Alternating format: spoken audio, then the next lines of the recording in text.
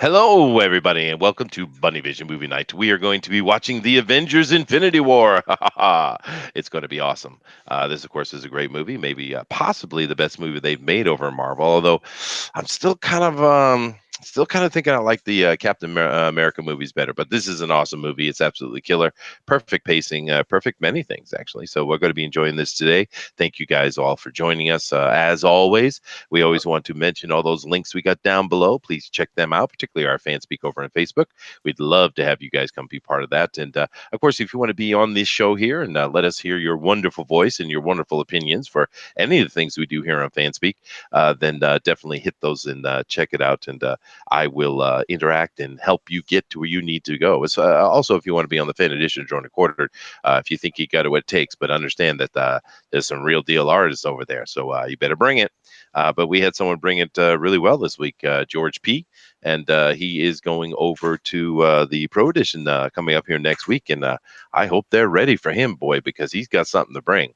That's going to be pretty interesting to see. But of course, today we're going to be watching a movie, and we do love our Bunny Vision movie night. And we thank you guys for joining us. We got 6 of you now. Just keep in mind that one of the things that helps us out is to hit that share button and let people know what's going on so they can come over here and join us. Of course, so hitting the subscribe button and like button, we do appreciate. We're up to 587 people on our subs right now. It's awesome. And we thank you guys all very much for that. But of course, well, we're going to get going here in about 8-10 minutes or so. We wait a little bit for people to come in. But while we do that, let me go over and talk to my panel. Of course, we are joined by the mighty man of lightning, Thundero. How you doing, man? Hello, and I would have to disagree with you. I did watch this recently again with the wife, and I would say this is easily the best Marvel movie I think it after is the watching it best. again. I think it is the best. I agree. I just don't know if it's my favorite, though. It is the I best, though. gotcha. I gotcha. Yeah. Hey, George. Greetings, everybody. I am so excited. Wow. Wow. The energy level just went from 10 to -2. George. I'm leaving, the air open for you to continue, to address the audience. Well, okay, all right. That's fine. But guys, we're of course happy to have George here with us and everybody else. We had Pope in here earlier, and I know she's going to be on the other side, so we'll chat with her over there. But of course, we're also joined by the Denali Lama himself. How you doing, dude? Hola, senor. How you doing? I don't know what that's supposed to be. Is that comedy? It's a little comedy. It's the But slow comedy. is that what that is? Okay, I told you before. Comedy is for bears, so leave it to the bears. All right. The llamas are not into the comedy. They're organizers. Just remember that. Sure, Mr. Bear from San Francisco. Yeah, right. That is hilarious, man. I love that. I love that. It's too funny because it's just I would never live in that damn city, you know. Well, I'm doing very well. It's raining again over here. The May showers are starting early. It appears. Uh-huh. So it's whatever. It's good. The grass enjoys it. I'm Rain's sure. good. The alligators too. Yeah. Gotta watch out for the alligators. Gotta make sure that the gates are closed. You No do have to alligators watch in the for them. pool. Yeah, no alligators in the pool. When I was living down in Mobile, though, we used to have fun messing with the alligators. We try, boys try to show their bravery, right? We take off our shirts and we'd creep up on the alligator and throw our shirts over its eyes and grab its tail and see how far we could pull it before it started to try to kill us. This typical boy stuff. But gators, yeah, fun.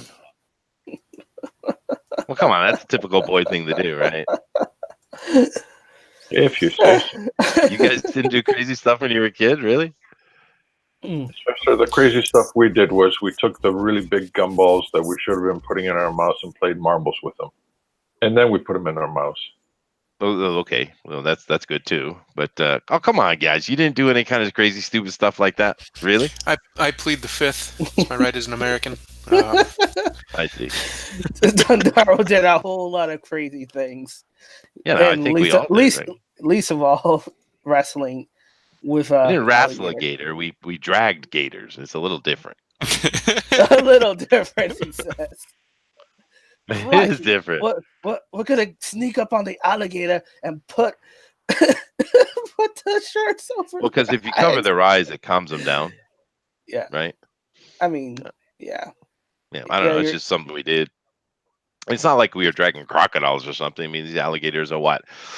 Anywhere from, 10, maybe 14, 15 feet maximum. I mean, mainly right. around 10 feet or so. I mean, they're certainly dangerous, but it's not like a crocodile. I mean, these things get up like 20 feet and they're thicker and heavier. I mean, I wouldn't mess with one of those things. That's ridiculous. Did you see a 50-foot? I saw a video of a 50-foot gator slothing across what do you call it? A golf course in Uh-huh. Florida, Yeah. and the caption was, "Where does a 50-foot gator go to rest? Anywhere he wants." Oh, And yeah, sure. all you see is guys with golf carts, and they can't even play through because he's just sitting there. I mean, this beast was massive. Yeah. It happens with too much commonality for anybody's comfort, but it happens. Oh, sure. I don't know if So I've ever seen one that big. I mean, that's a bit oversized, but I see there. Nose to tail, nose to tail. I mean, if you're talking about just the body itself, it would have been like maybe 20 feet. Yeah, no, I see the image of it here on the golf course. I see it. I don't think I see the one you're talking about. It is big. I don't think it's 50 feet though. Okay, But yeah, it's a big gator. yeah, That's for damn. sure. I mean, that kind of monster within walking distance of human civilization. Figure that one out. That's Oh, scary. well, yeah. well, that is not a not thing actually, because I do remember when I and this is a true story, by the way. When I was in middle school, we had of course our big old huge field where it had our football field on it, and it's just the typical school layout, and we had a pond over there. And they actually we had a big panic. They locked the school down. They locked us all in our rooms and stuff because one of the kids was over. They were like, there was a group of girls that always hang over by the pond, when we have like a recess type of thing or whatever during lunch, and she got eaten, and I mean, it happened, it really happened, and the school was in a huge panic situation. They had brought the cops in, they caught the gator, and of course, I'm sure they killed it, but yeah, no, so they are dangerous. Wow. Yeah. She was a junior high school kid. I mean, an adult. I don't know how big the gator was because I didn't see it. I was inside when it happened, but yeah, that's kind of sucked. Yeah, Because I that's Right. think that's about the only way I would really mind death would be getting to be eaten. I think otherwise I'm pretty good to go. But I don't want to be eaten by something. I think that would suck. can you ask the wife for her approval on how you should go? No, we shan't do that at all. No, absolutely not. Don't you never ask wives those questions. What are you talking about, George? Oh, He's Sounds trying like to get you George got. smacked, I think. Yeah. Yeah, right, right. But anyway, guys, we're going to be starting here in about a minute or so. There's about 8 of us Yeah. in here on the side listening to us here, and of course, over on the other side, we have let me see, 1, 2, 3, 4, 5, 6, 7. Oh, almost everybody. So if you're new in here or haven't done this before, just go ahead and hit that link that's in our chat there. Denali has it, says join the rabbit, which is of course www.rabb.it. And if you just go to that/Denali, or actually, he's got something a little different set up today with a private room. But if you join that right there, you'll be able to get in easy enough.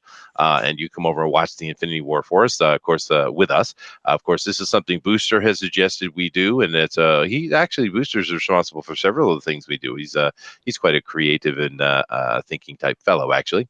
And this is a really good way for us to watch movies together because we can't watch it on YouTube together or get a copyright strike, in which I don't blame them, actually. I mean, because this is a streaming thing. This isn't like it's something up all the time. We're simply watching it together like we're in our living room together. So I think that's awesome. But before we do start, I did want to make one mention and get some commentary here from the guys. Now, Amazon, I don't think they started with Amazon, but Amazon Prime, that the channel they're trying to they're trying to compete against Netflix. I saw the season 1 of Tick a year or two ago, and I thought it was good. It was good. The original live action with Batmanuel and Lady Liberty or whatever it was, I loved it. I absolutely loved it, and I hated the fact that they canceled that show. But the new one, season 1, it was good. I enjoyed it. But this season 2, talking about getting your legs under you, this season absolutely kills. If you have not seen season 2 of The Tick, you need to go watch that because it'll make you happy. It's good for the soul. This is how you do that. They had a lower budget, you could tell, but they used their money perfectly. Right? It's actually kind of shocking to me, guys, because I know this is a big statement, but I'm going to say it. I think this is the best casted TV show I've ever seen. I don't think I've ever seen anything better casted. Everybody is exactly perfect for what they're doing. I mean, it's wonderfully casted, and it's funny. I mean, belly laugh funny from time to time, right? But it's overall funny, and it's just a pure love of comic books. Now, how many of these damn superhero shows we have out that have no love for the superheroes at all? It's just literally a costume. They could be doing anything because it's all some kind of silly high school drama, right? This is love of comic books. And the last thing I'll say before I ask your guys' opinion, I have a new favorite Tick saying. It used to be spoon, as he charged in the combat, but now it is deploy Kevin. I love that, man. That is too awesome. Kevin is awesome. But what do you guys think? I don't know if you guys have seen it or not, but damn, I love that. My wife and I watched it last night. We had good fun with it, man. I have not seen it, so I have literally no opinion on it. I'm looking forward to it based on what you said. Mm. Yeah, well, it is awesome, and I suggest everybody go. I mean, really, because it make you feel good, and it'll make you feel good about comic books because the Tick was always set up that way. It's why people love the Tick, right? Because it's a love letter to comic books, is what it is. It's not just a spoof. And that's the same thing with the Adam West Batman TV series came out in the '60s. It's goofy and spoofy and stuff, yeah, but it's also a love letter to comic books, right? And that's what the Tick is. And this is just wonderfully cast, wonderfully put together. It's just, it's one of those things. You need to go check it out. You got to go check it out. Is this going to be a repeat viewing for you? Me for the Avengers Infinity War, this will be the fourth time. The Tick. Season two, part of season 2. This is season 2. Season 1 was good. I liked it. It was good, but they were trying to get their feet under them, and they're sprinting now because season 2 is really, really, really good. Yeah. So this is the season 2 is going to be a repeat viewing for you at some point in the future. I think so. Yeah, because it was just too wonderful. I mean, I loved every minute of it. It's just everyone is perfect. Arthur is perfect. The guy playing the Tick now, the original guy from the live action. What's his name, Denali? Patrick Muldoon or something like that. Walden. Now that guy was born to play the Tick. I mean, he is perfect as the Tick. But this new guy, he's a little different, but he does a great job. And I think the first season he was trying to get who the Tick was, and I think now he's got it. But he's wonderful, and just everybody else. I mean, all the characters. I mean, like Sage and the Bronze. Was it Bronze something? I can't remember what they're calling him. But the only complaint, there's only one complaint I would have about the whole thing, and that's that. It's a bit thin. It would have been nice if they had some people in superhero costumes in the background every now and then. I think that would have helped a little bit. But I really think this was a super tight budget. And the thing you'll notice when you go watch it is that, yeah, it's a tight budget, but they really spent their money really smartly. But I think they just didn't have the money to have extra cast or something. I'm not sure. But I think that's the only complaint I have. It would have been nice if just in the background there were some heroes walking around from time to time at the Aegis headquarters. I think that would have been my only adjustment to what they did. But I really have no complaints. I think they did a great job. But anybody else have any opinions on that? No, huh? All right, then. Well, we are 15 minutes past the hour, so we better start because this is a long movie. Yep. And the next one's even longer. Yeah, no, that's right. It is. And here we go. All right. I'm not hearing anything though. Oh, there it is. It's coming up softly. Oh, It's hang on, I subtle. gotta. I sorry, I forgot it's subtle. Mm-hmm.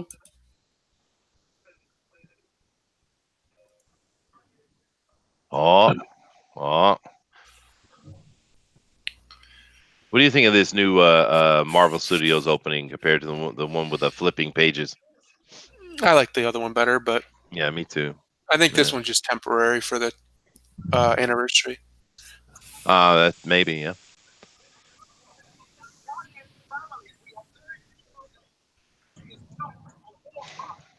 Uh-oh. Oh no. Actually, I like how it softly comes in like that. I didn't notice that before. It goes out real soft like that too. It Remember how we does, were yeah. saying movies are afraid to do that now?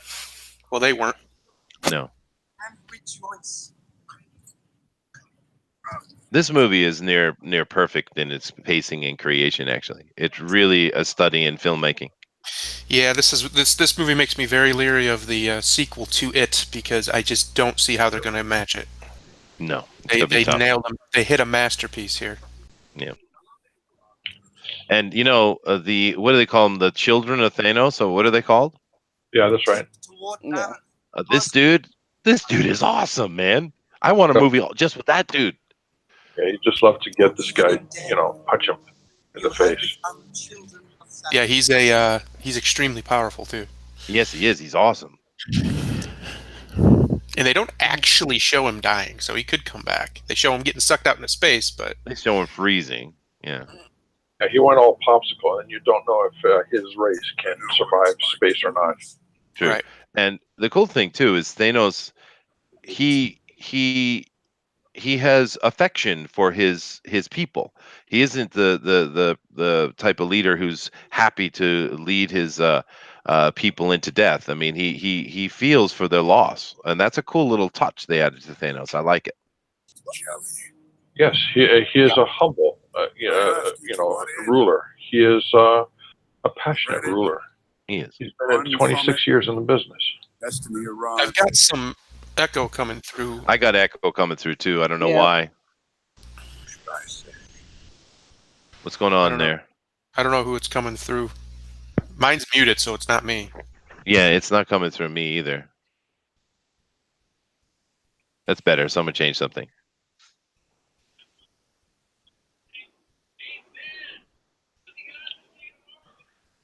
See, I'm hearing something in the background. I think it's George. I'm not doing anything. I'm frozen in time. I see. I'm getting some kind of radio or something in the background.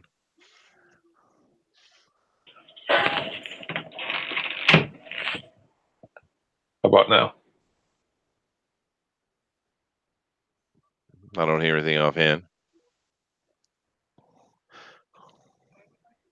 Well, they also, comic book Rob, they also forget the fact that Thanos has one of the stones at this, or maybe even two of the stones. One of the stones at this point. He does. Yeah. Yeah, he's got the Power Stone. Yeah, so he should be more. He's more than a match for Hulk, guaranteed. With that.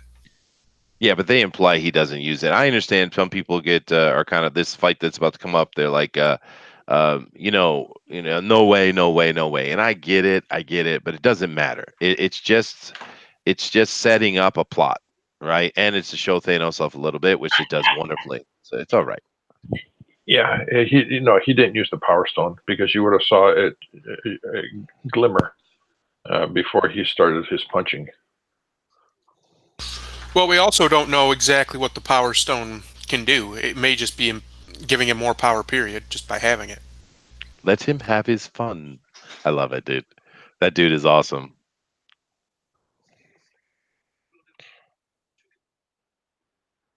Right to the neck. Disable. A couple of punches to the chest and Well, back to the Thanos is a trained soldier, whereas the Hulk isn't. Right? then just finish it off to the head. There you go. That is beautiful. This scene is beautiful. I know it pisses a lot of people off, but no way, dude. This is awesomeness. It just pisses off fanboys who can't accept the Hulk being defeated. Yeah. When I'm one of the biggest Thor fans you'll ever meet, and I'm fine with Thanos beating the crap out of him. Yeah. He should. Well, He should I beat the think crap I think the main issue is that Hulk's supposed to be angrier, so every time he got hit, he should have been angry. But I could see in this fight that Thanos was disabling him and disorienting Hulk ability to get angry by those moves. Yeah, And if you yeah, pay attention right there, when the Bifrost takes him away, he's awake. So he wasn't completely defeated. He could have got up. Yeah. that was a mistake. Hemdall, no, no, the Black Norwegian is dead. No, no. Mm. At least Idris was good as Heimdall. He was. Idris Elba was an awesome actor. Yeah. This is the second time that the Marvel universe has switched up black actors, uh, because the original actor for Handel was somebody else. I believe it was a football player. Hmm.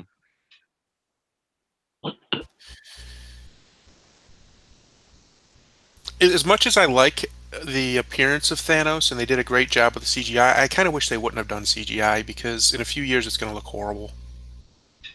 It's already Maybe starting to age. I can this already is. see it. Yeah, but this is some of the best I've ever seen, though. I mean, it is really well. But I get what you're saying. But I'm cool with it. I think they did a good job. There's a few scenes that stand out, though. I know what you mean. But it's just wonderful. The pacing, the touching, the jumping around they do is just right. And we have comic book Bob is over here, and he says, "I like the comic book version better. People who get pissed at Thanos, I guess he means defeating Hulk, completely dismiss the fact that Thanos kicked the crap out of Thor and the Asgardians first. Thor, who would have beaten the Hulk had it not been for the Game Master. True, that's right." And also, Thanos has beaten the Hulk without the stones before, but he does it quickly. Thanos has even said the Hulk is one of the only beings he deliberately tries to avoid.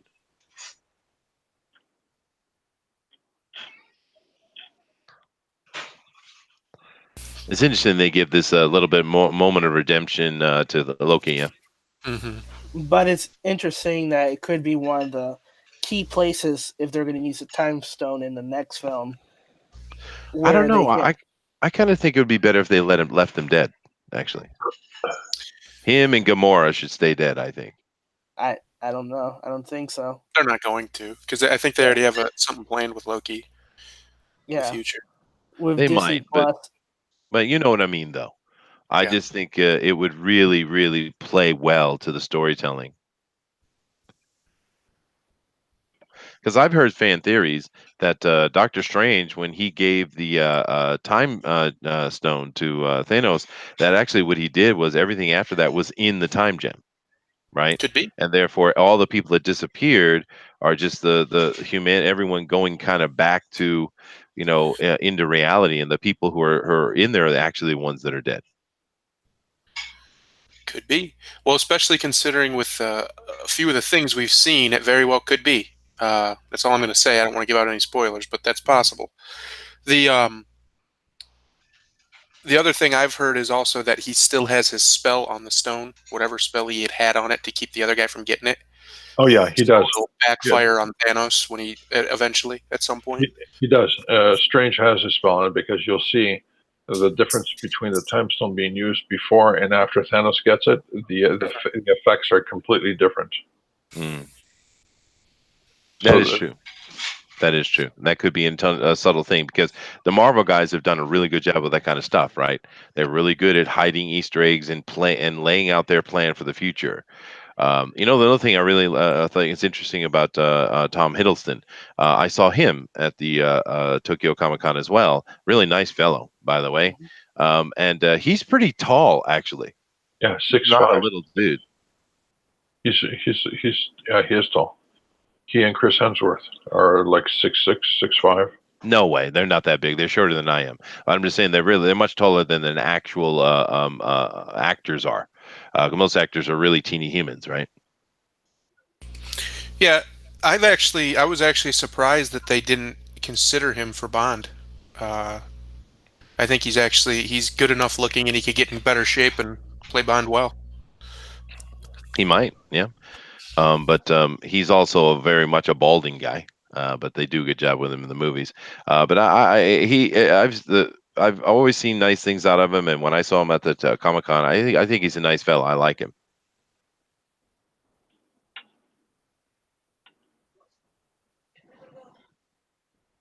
Yeah, he is. From all accounts, really, it's amazing. Pretty much everybody except one person in the Avengers cast has always been said to be pleasure to work with. No real complaints you ever hear about. You would think he would be, but for some reason, I've never heard anybody say too much negative about Benedict Cumberbatch. No, Something no. about him just seems like he's kind of a prick, but he's not, I guess. Well, he's just He- British. He's very British. Well, he plays a lot of prick characters. That's why. True, he's very That's good true. at it. He Yeah, is good at it. Yeah. but No, he's the a only very. person I've heard any complaints from our Brie Larson. Yep, literally the only one. Yeah. Everybody else, they all love each other. Like And we genuinely. know that. Oh, look at that! We get the title. See, this is perfect, man. But we know that Robert Downey, who's an absolute prima donna. I mean, he's full on prima. Look at him here. He has a damn sweater tied around his neck. That's all you need to know, right? Um, yeah, baby, don't worry about it. But Robert Downey, even though when he's on set and stuff, he's absolutely amazing to the rest of the actors. He's a mentor. He's nothing but good things are said about him by the actors. Yeah, he protects them and stuff too. Like He does. he helps them with negotiations and stuff. He doesn't just leave them hanging. Of course, the gentleman knows, the strife in his life and how lucky he is to be Tony Stark. He appreciates it. Oh yeah, this role saved his career. Let's be honest, it did. Like he was basically forgotten about when he landed this. I remember people didn't think he could do it. Yeah, Like there was a lot of They doubt say about they say he was too old. He had all those drug charges. He's perfect though.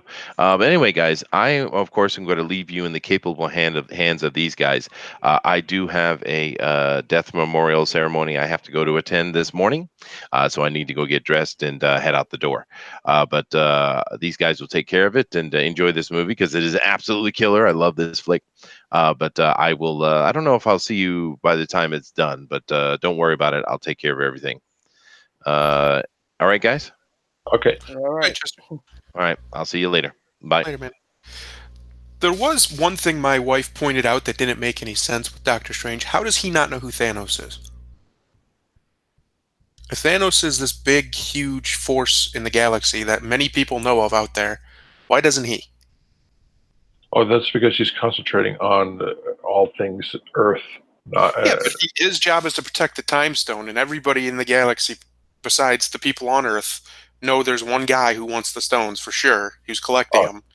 You would think he would know that. It's just, I mean, it's not a big deal, especially since they know what the stones are and everything, and they do all this. It just seems like it seems like something he would know to me.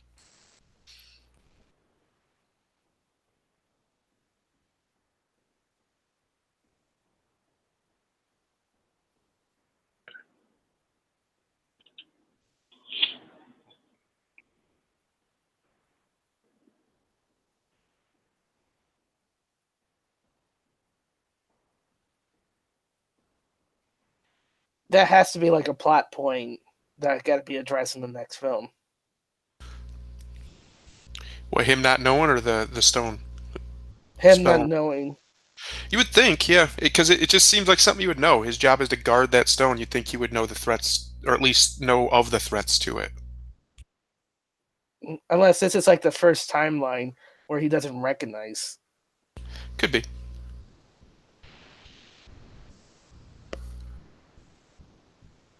I do like how as soon as he hears about Thanos, he starts getting ready.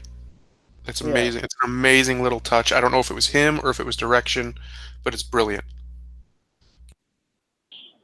I love this dialogue, Heather onto, or something like that.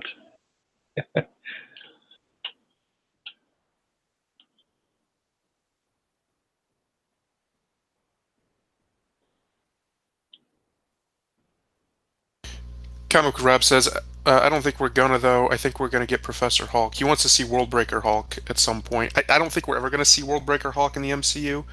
I think what maybe, but I just don't think Well, that's something they're interested in doing. But you're probably yeah, right. We're going to get Professor Hulk from the images they've released. It looks like he's a yeah. smart guy Hulk. Well, I think what they could do is they could have Hulk lose his Banner persona because Mark Ruffalo only has about 2 more films. So Endgame is number 5, and then whatever other Hulk appearance would be number 6, and then he's done with his contract. And then I guess they can renew it, or they can say he can stay the Hulk the whole time, and that might bypass the need for them to go to Universal and actually have a solo Hulk film. Yeah, they're not gonna get. They're not gonna do that because money. They're gonna keep Hulk in the ensemble casting until they get all the rights back. No, Well, no, Hulk what has a similar problem. Is he's pretty much immortal. I mean, it's really hard to kill him. Um, so it's hard to put people up against him that's fun to watch on a movie without this big ensemble, without a huge. Because if it's a big enough threat to kill Hulk, it's probably a big enough threat the Avengers should be involved.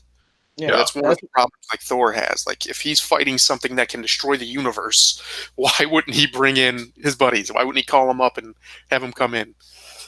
right. But what I'm saying is the solo could be Planet Hulk, where he's doing a Conan style Avenger.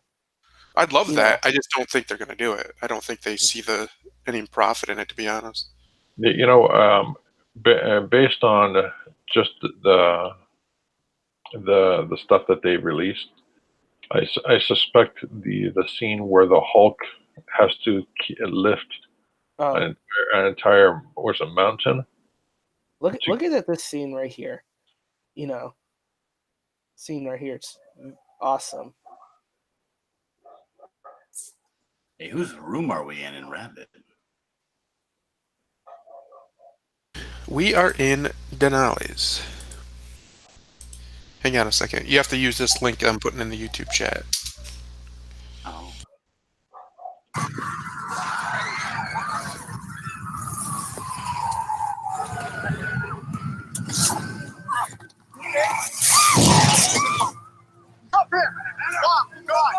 oh, by the way, do you guys remember in Civil War? Um, Yes. they showed Spider-Man using his spider sense, Yeah, he and uses a it in lot of this people movie have too. said that no, he wasn't. There's a scene where the Winter Soldier threw something big at him, and he goes, "Oh God!"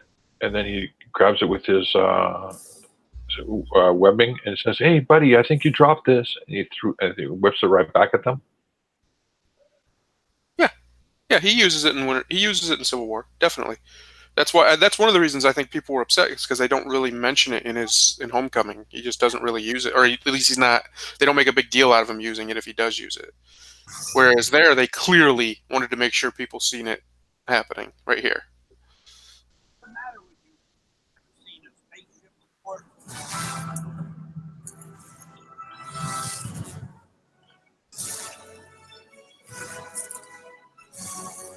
Boom, boom.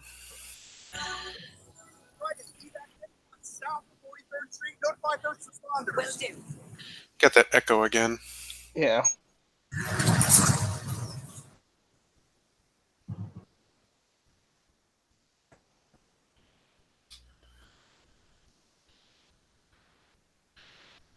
Okay, so why don't we ever do that again? Just saying. uh,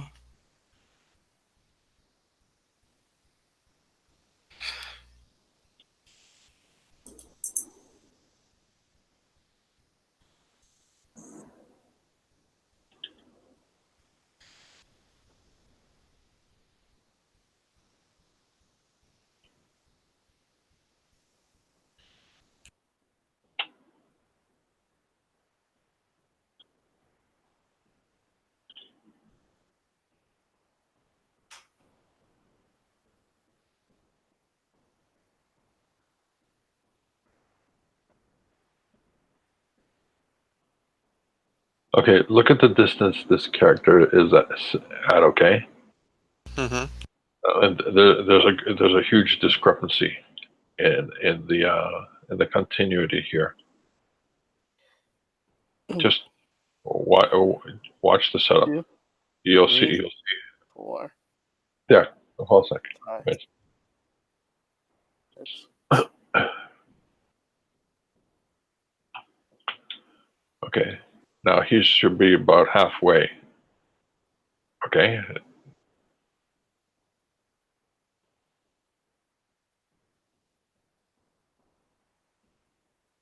But by now he should be like 3/4. Now he's in full run. He should be right up. We're in slow motion now.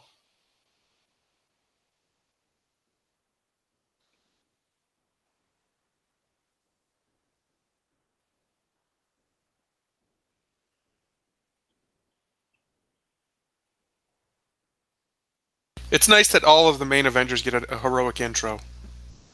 Iron Man got his. Hulk kind of got his. Thor gets his near the end, which is one of the best moments in the entire MCU history, in my opinion. Um, Captain America gets his. Like, they all kind of get their own little moment.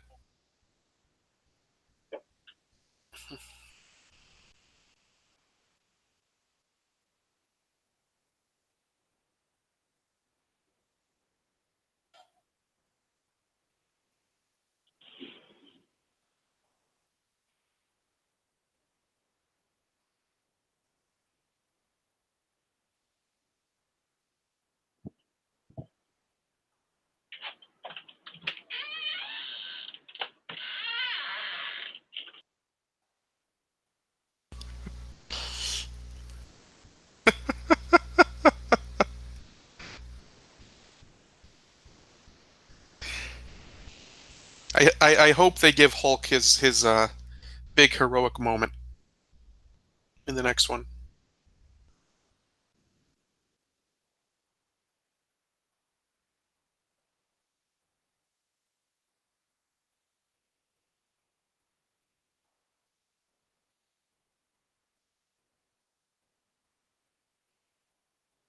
I mean, even Spider-Man feels more like Spider-Man. Like, uh, just the overall feel of these characters in this movie is perfect. It's absolutely perfect. Right. I mean, besides some of the wonkiness for Spider-Man, he does feel the most Spider-Man of the three. Yeah. Action-wise, yeah.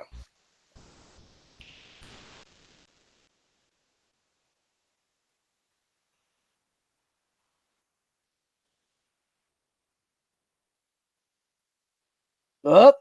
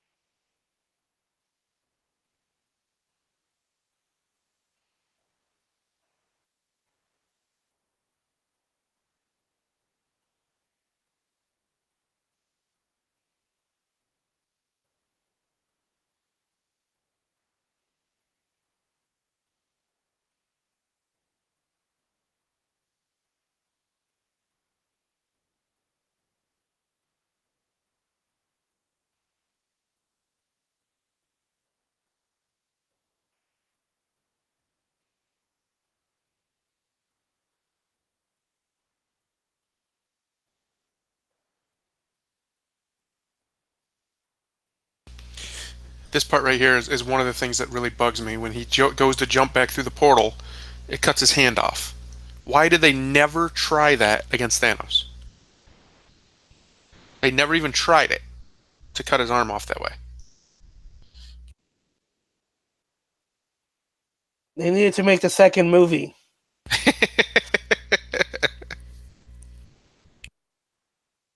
Or maybe because he's connected to the reality or power stone, it will just it was he still have a connection to it.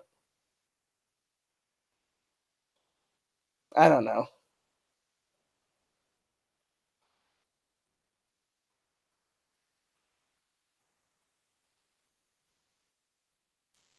I can't breathe, but I'm going to take the mask off. Yeah, I don't know what he thought that was going to do.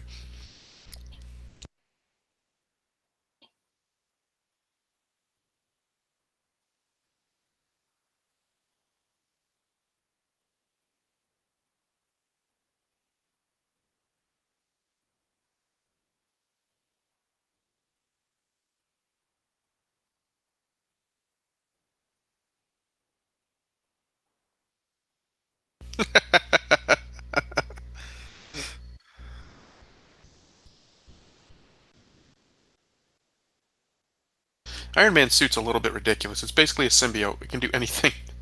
Yep.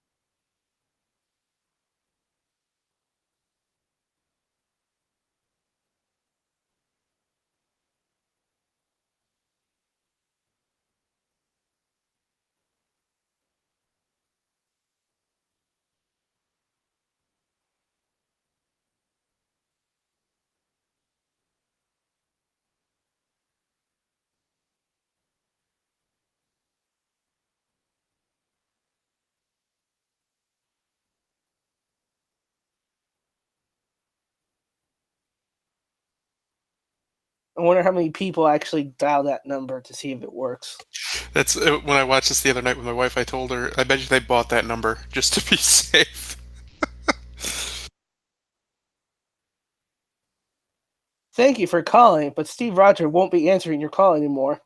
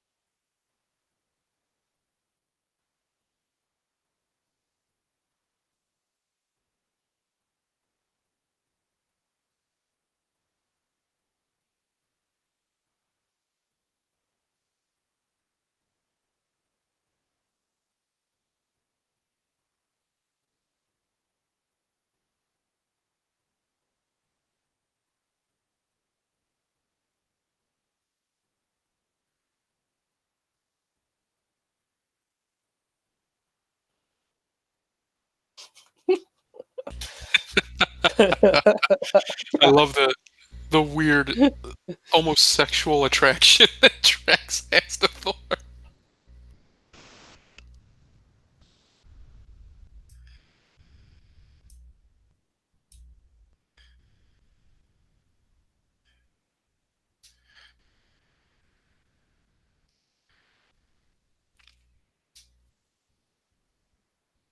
Fire.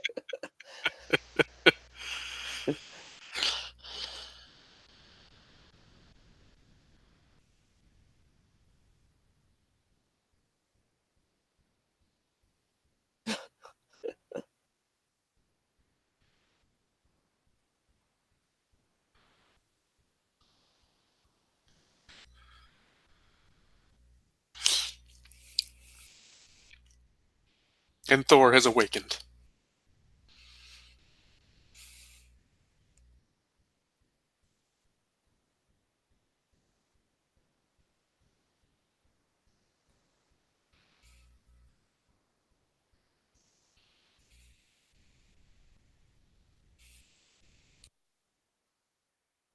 Oh boy.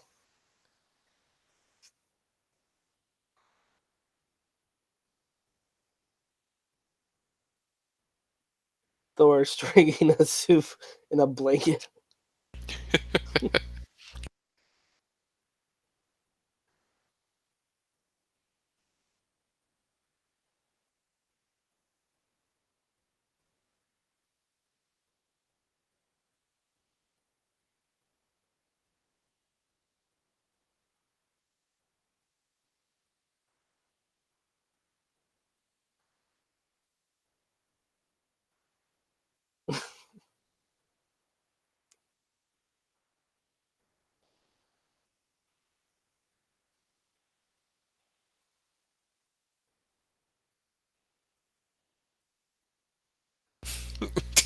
Totally a competition.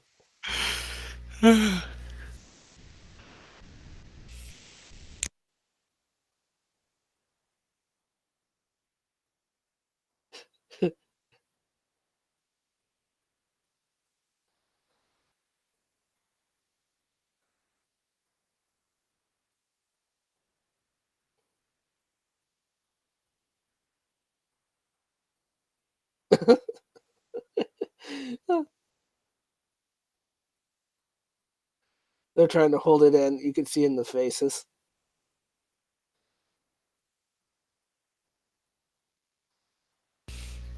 Imitating the Godman. God man.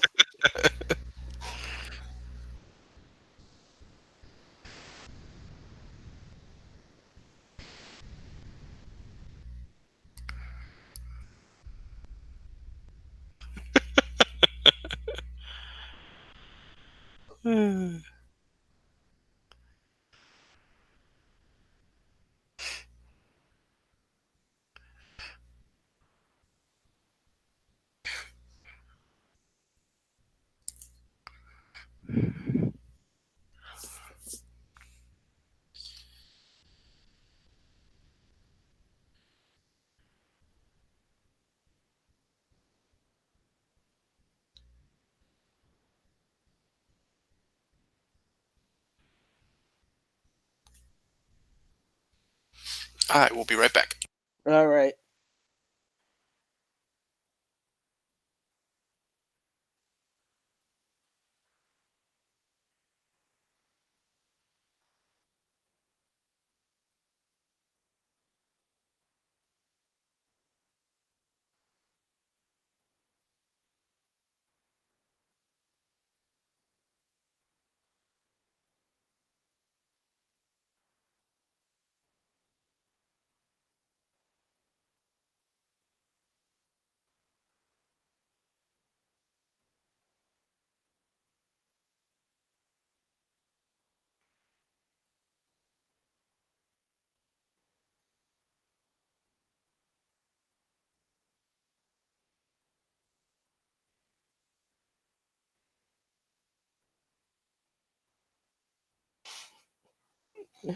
Oh boy, it's kind of funny hearing the only animal being misidentified.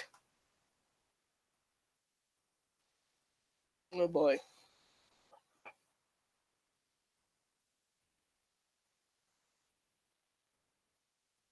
Thanos killing kind.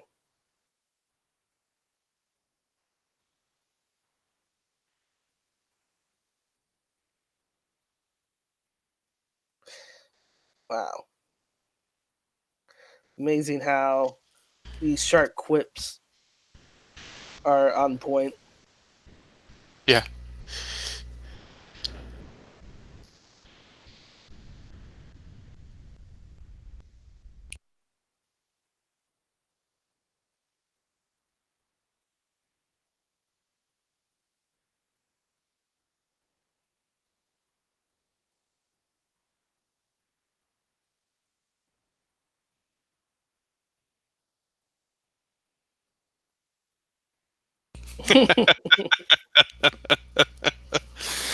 Oh, Thor's lines in this movie are great.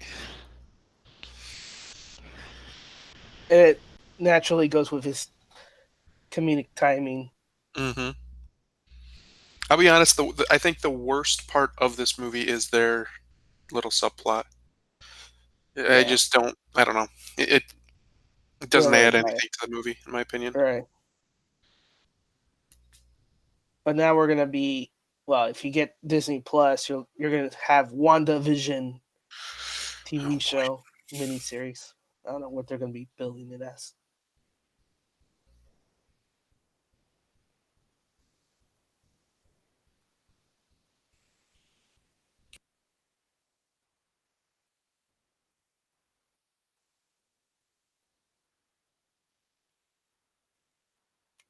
I think he enjoyed that scene a lot for two reasons. One reason is obvious. The other reason is he's not in that costume. Yeah.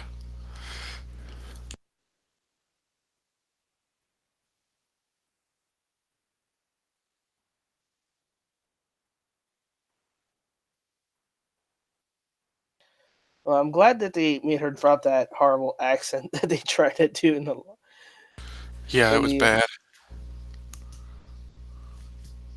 They're like, you can't do it. We're not gonna force you to do it. Just talk normal.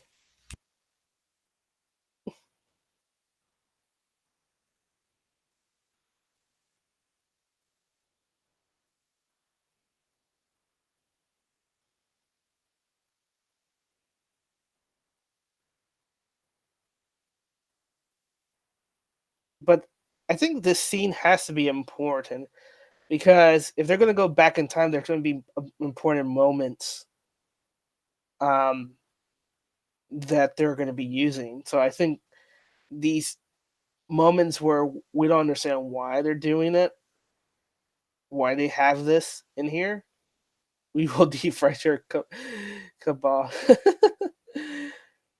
Ooh, And stabbed. Robot stabbed. yeah.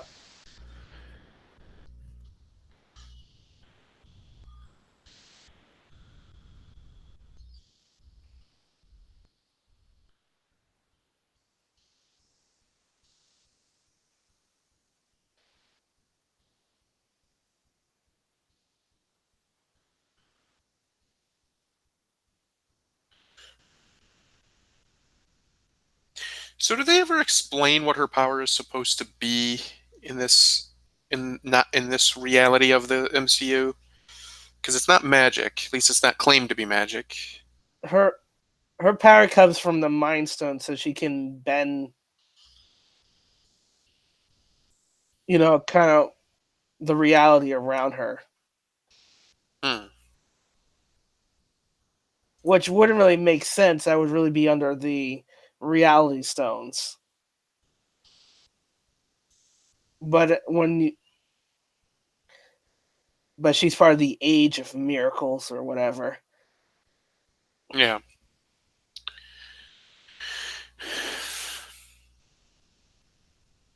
For anybody watching and not in the rabbit room, I will go ahead and post another link for you. I think everybody's probably over here, but just in case, Yeah. go ahead and click that and go ahead and join us. We're only about, I don't know, 20 minutes in, half hour in. Plenty of movie left. Oh yeah.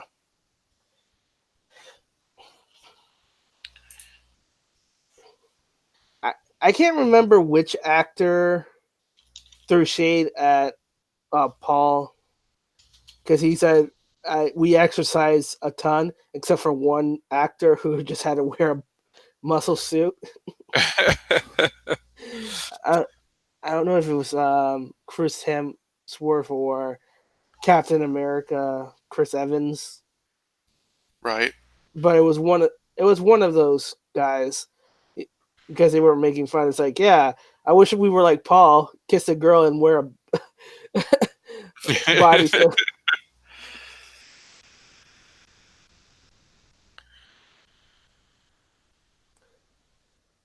And here's the hero entering. Hero entry number 2. You could say 3, but Yeah. yes, Gary Shipman, we are watching Infinity War. If you click that link right above you there, it should take you right to Rabbit, and you can watch with us.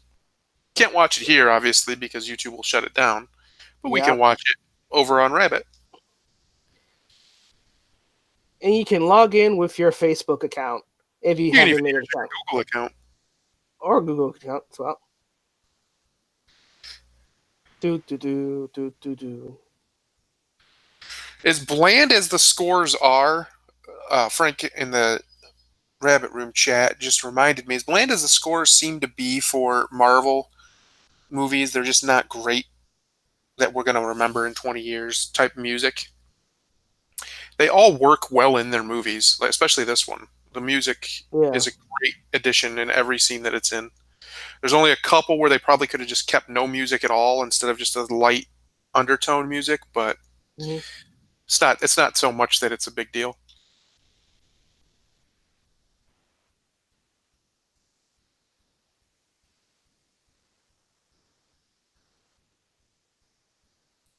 Yeah.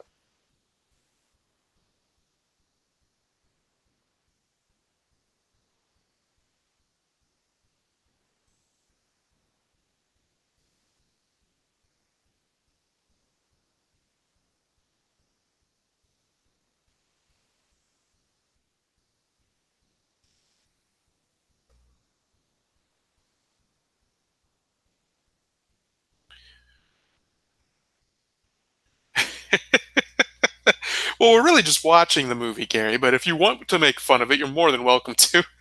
Yeah. Have all the fun you want with it. Well, why do you throw Gary the link, Thundaro? I did. It's in there. I mean, no, for him to jump into the room with us, the hangouts. Gotcha. Yeah, did you want? You can hop on here with us if you want, Gary. It's just me and Denali. Chester had to go to a memorial service. Hang on, where is it?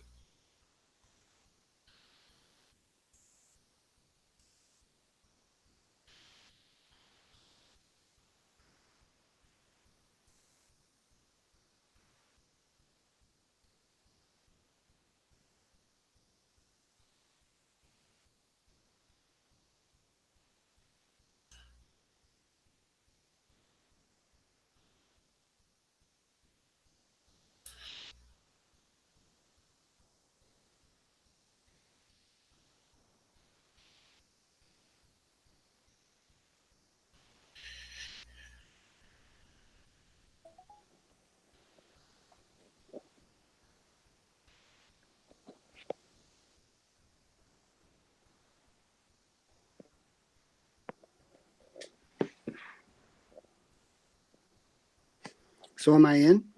Yeah, you're in. You here. are. Welcome, Gary. Right Hello, on. Gary. Hi. So I can't see the movie because I'm using Safari and it says you have to have Chrome, and I just don't want to do that. Oh, you can use Firefox too. Yeah. What part of the movie are you on? We We're are in- at the part where he meets baby Gamora, where Thanos meets little Gamora and Yeah. Okay, adopts I her. I know just what to make fun of now. Okay, go.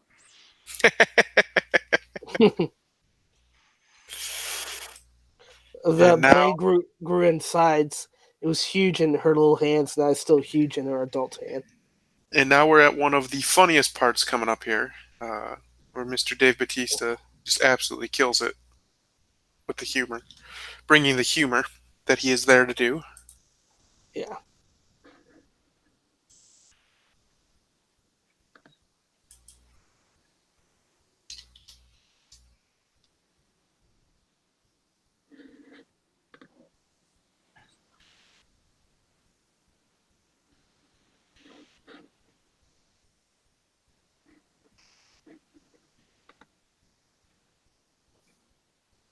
So Gary, what you been up to? Running around, things like that, trying to Mhm. catch up with artwork that I have on kind of behind on. Oh, I see. All right, so I'm trying to catch up with it on Netflix. So Mhm. is it past the part where Wanda and Vision Yeah. Yes.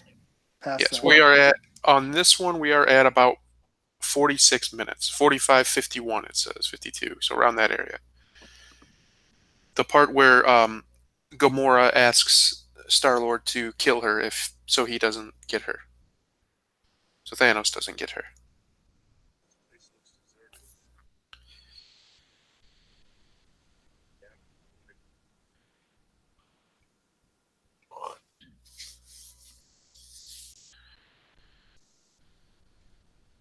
And here comes Drax. Hmm. just, sta- just standing there like a creeper. I love it.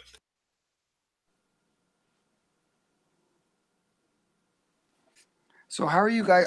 Can you guys hear it, or are you just watching it? We can hear it as well. It just doesn't come through on the video on the stream. I mean, Right. Right. We don't want to be copyrighted, so it's completely different. All they can hear is just us talking about it, and all we're talking about it right now is Trex disappointed. yeah, that was Uh, Now we're nowhere where it's ahead of a dead Titan. Or is it who do Celestial? No. you Go think ahead. that you think it's like a Galactus type character? Nowhere? No, like Yeah. it's the head of a being. What Yeah. kind of a being do you think it was? Like a Galactus type person or what? Or It was a character? Celestial, if I remember correctly.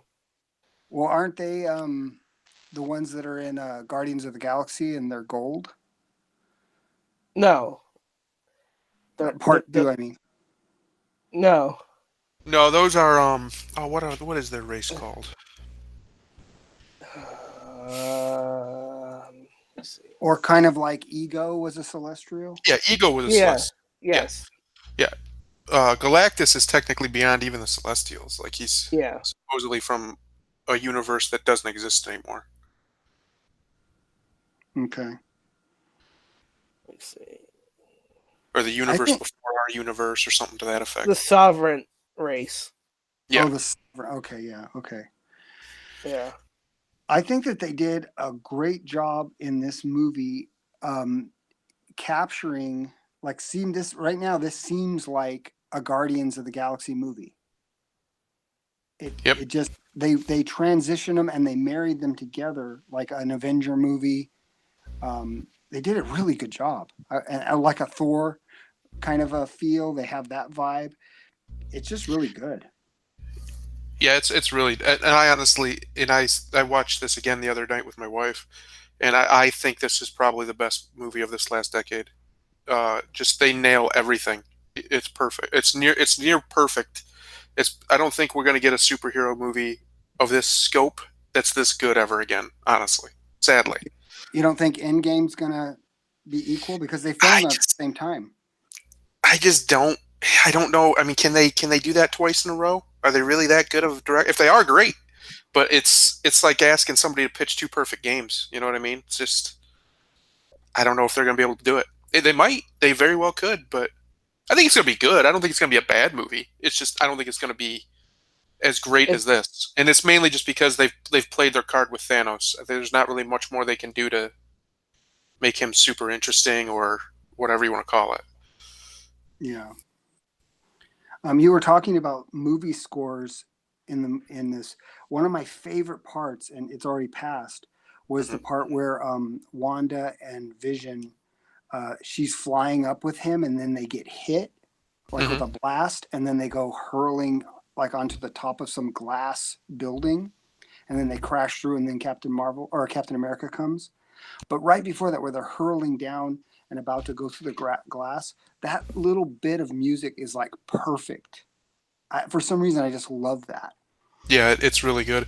I think later on, when Thor shows back up, meets up with their Avengers on Earth, that part, the music, it really kills it too. That to me, and mostly just probably because I'm a big Thor fan, but also because for this movie especially, that is probably the best singular scene in the MCU when Thor shows back up. When we get to it, I'll talk about it more, but the Like score, when Rocket everything, and it just feels great to watch. Like it's yeah, just that's what I want from a superhero movie. I want to feel good when I watch it. yeah, that's awesome.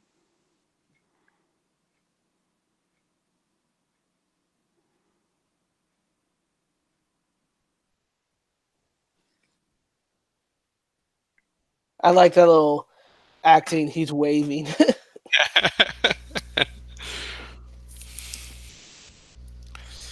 From what we've seen, and I'm not going to say anything spoilery, but from what we've seen, the fights in this movie are nothing compared to what we're about to see in the next one. They're going to go big time. I don't know how often they're going to be or how much it's going to be of the movie, but there's definitely going to be some serious battles with Mr. Thanos by the end of that next movie. That's cool. I think one of the things that, I mean, I'm not trying to put a downer on this movie or anything, but because this is one of my favorite Marvel movies. Um, I just, one of the things that makes me love it so much is how they married all these different franchises together, and it was so good. I Yep. loved how when the Guardians meet the Avengers, we haven't gotten there yet, right?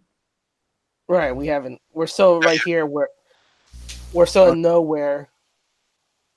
Okay, so when they meet, we can talk about that. That is so Yeah. good. And then how Star-Lord almost single-handedly takes them Yeah. all down. That's Yeah. great. I love. You're right though. The way the themes completely change when you're in the different, I guess you would call parts of their universe of the MCU. So you're in the Guardians part right now. So it's a little bit more silly. Like a little bit sillier things happen. But then it gets real serious, which the Guardians movies do. They have the real deep moments. Oh yeah. And Oh, it's just it's a testament to how good of a villain Thanos is in this movie that he fits perfectly in every single one of them. And you yeah, believe him, and he's threatening, and he's menacing, but he's also slightly sympathetic. It's great. yeah. Well, one of the things that I was saying, or I was about to say, was I don't want to like be a downer on this movie, but the part that just seems sort of weak. There are some weak parts, and they are battle scenes, but they're kind of like these filler battle scenes, like where they go to Wakanda, and then they have these giant lawnmower wheels flying around. It's just like it just feels like I don't even care.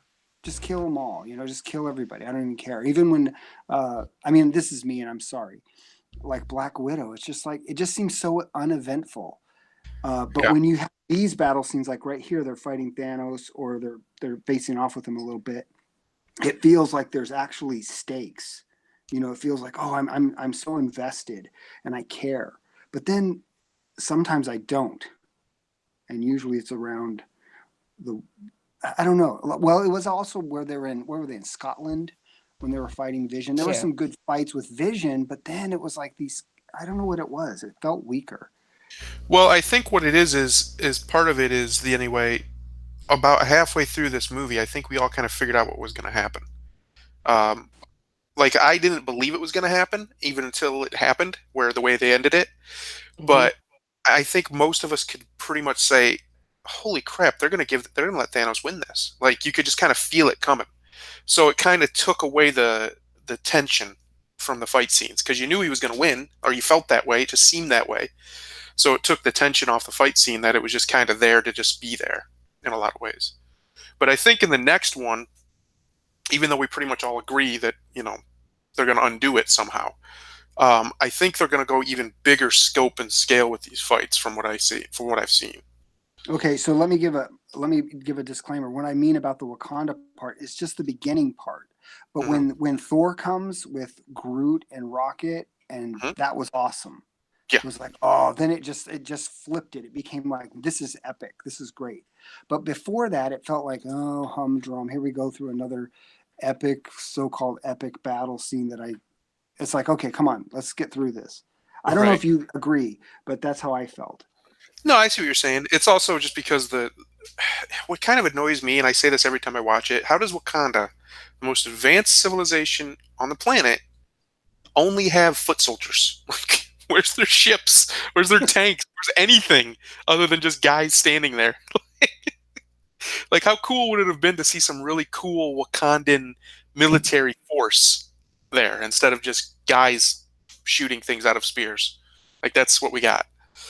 They probably would be saying, well, if they had all that equipment, why didn't they have it in the Black Panther movie, the war rhinos and stuff like that?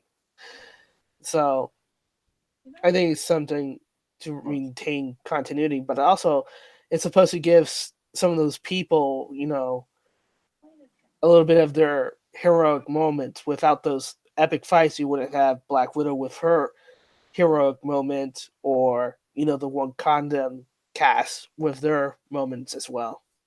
So it's kind of like back and forth, where if they didn't want to give it, it could be a little bit tighter, just focusing on the original Avengers.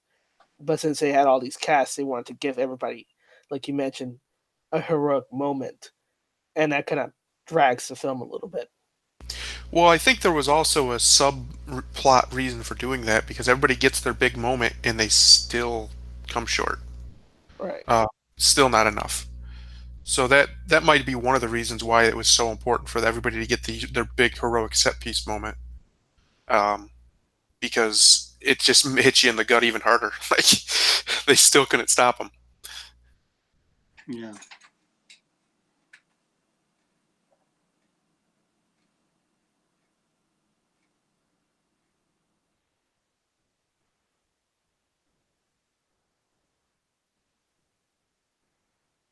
And I like Vision more when he's more robotic.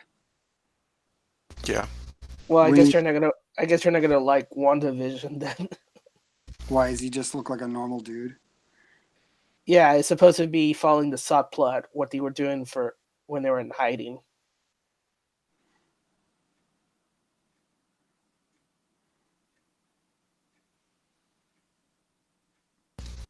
I do like very much Captain America's stance here that he won't trade one life for any other life. It's very well written. It makes sense within his character. Even though that he had basically done that to himself before, he did that because he didn't really have any other option at the time. Right. Well, I think he's still part of disillusion because he gave his life for his country, and then he sees the outcome, and it's the Yeah. world's worse. So he's hesitant to give a sacrifice because he doesn't know if it's going to be meaningful or it's going to be the same thing.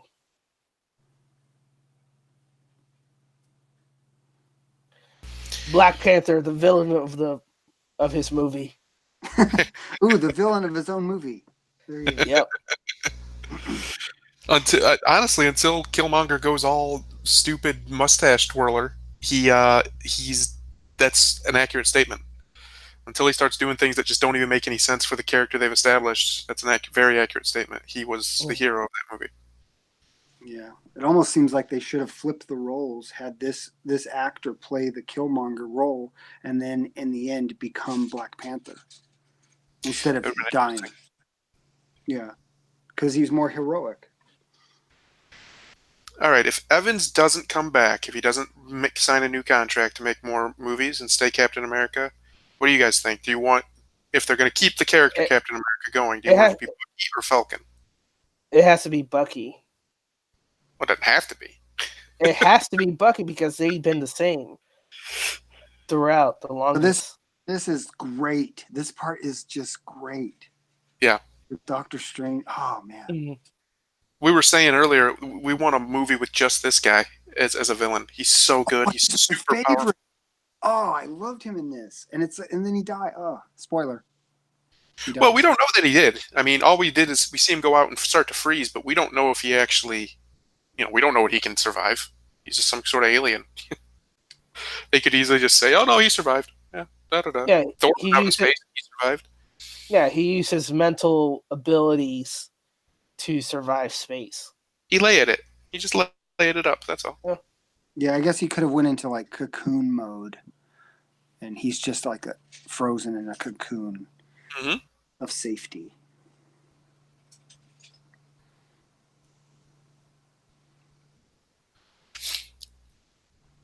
A lot of people don't like their relationship that they've established with Tony and Peter. I like it. If they're not going to give us Uncle Ben, which apparently they're not, he needs somebody to help him mature. Uncle Ben's right, point was to grow him up when that happened. You know, he instantly grew right. up and realized without, I mean, he's got his aunt, but she's not really going to fulfill that role. He needs a male figure, and I think Tony's great at it, actually. Yeah, Yeah, I like it. And But it I makes think sense that within the world that they've built here that, Tony would be looking for somebody to pass his torch to. right.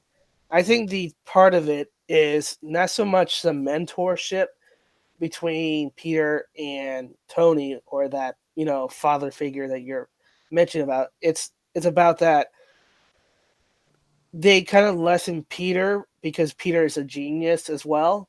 hmm That he has to use all of Tony Stark's equipment and suits and everything instead of making his own, fantastic ones. Well, hopefully, the plan anyway, if there is a plan, hopefully, which I think there is, the plan is for him to literally take over for Tony, and Right. he'll be the one making tech for him and stuff. Um, going to happen in the next phase, or well, because we don't know if Robert Downey Jr. is going to keep making these. This next movie might be his last one. yeah, Well, if he's tired of making money, he'll stop because he has a contract of $10 million per film plus a 2.5% of the profits. Yeah. No, I mean, So he's got more than enough money. I think he's one of those guys who will probably want to go out on top, though. And in all yeah, honesty, I think they're just going to go down from here. I don't see him yeah. continuing going up.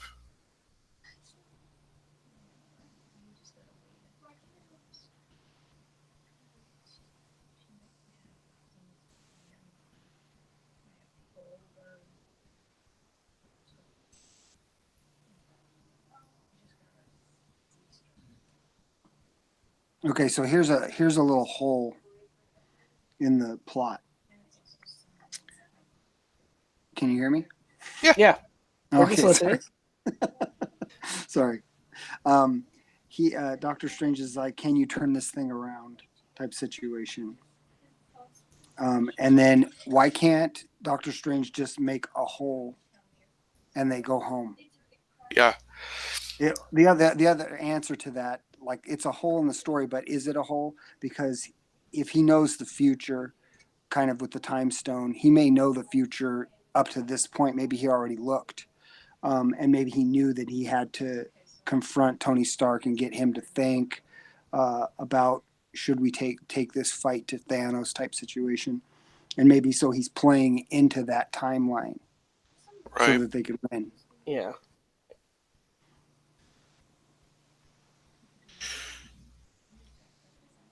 Although I still think that Doctor Strange could have put one of those things around Thanos' hand or head and severed it, like he did that monster, or how Wong did that monster. Yeah. Yeah. I said that earlier, too. It Yeah. doesn't make sense. They never at least tried it. Like, they could Right. have tried it and had Thanos stop it somehow or just not work on him because he has the stone or whatever. Yeah. Right. He would.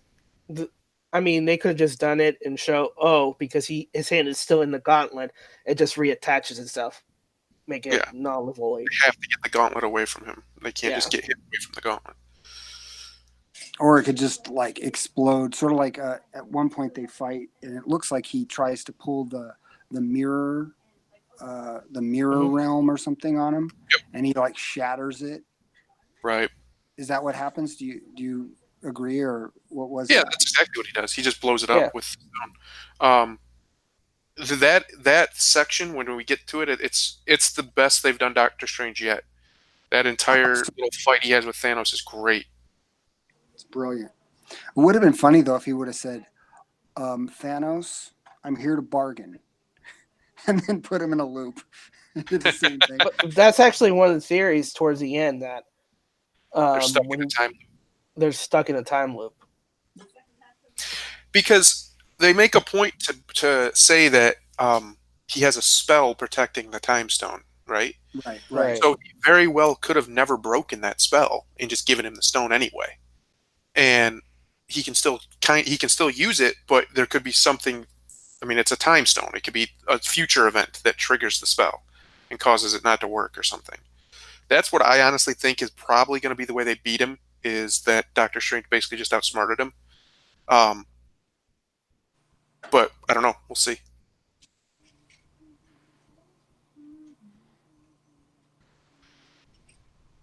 I mean, they introduced the quantum realm with Ant-Man, and they specifically Ant-Man and the Wasp. They talk about those tachyon particles that Right. changes times. They have these little quirky scenes that it doesn't make sense when you're thinking about it, but in retrospect, you'll say, "Oh, they were setting up for the next one." So it's kind of interesting. I mean,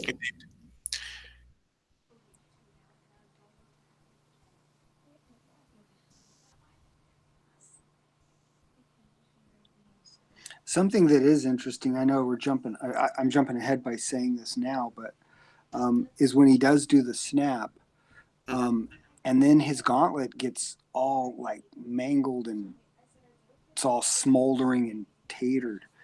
I wonder if that isn't something that happened, like with either Doctor Strange giving a fake time stone or that they monkeyed with it while they were trying to pull it off of him, because they go away when you watch it, they go away from what they're doing. Like Peter and Tony are pulling on the gauntlet trying to get it off, and then it goes to mostly Thanos and what's her name, the girl who puts him to sleep, Mantis goes to that, and it goes to like Star-Lord trying to, or where's Gamora type stuff, and it focused on that. And I have a theory that they did something to the gauntlet while they were putting him to sleep or trying to put him to sleep, and then that whole banter.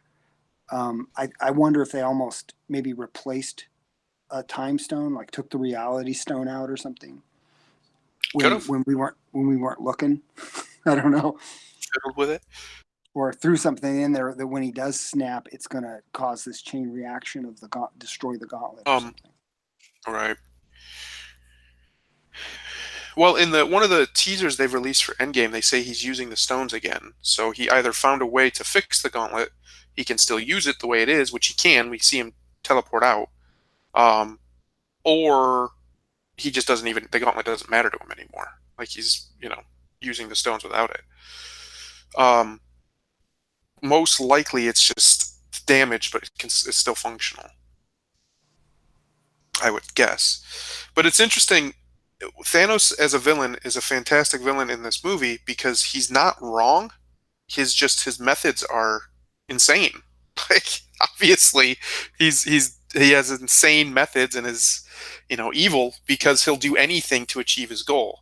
right. But the reason why that's so interesting is because you have so many people, this is going to be a political statement, in politics right now who are the same way.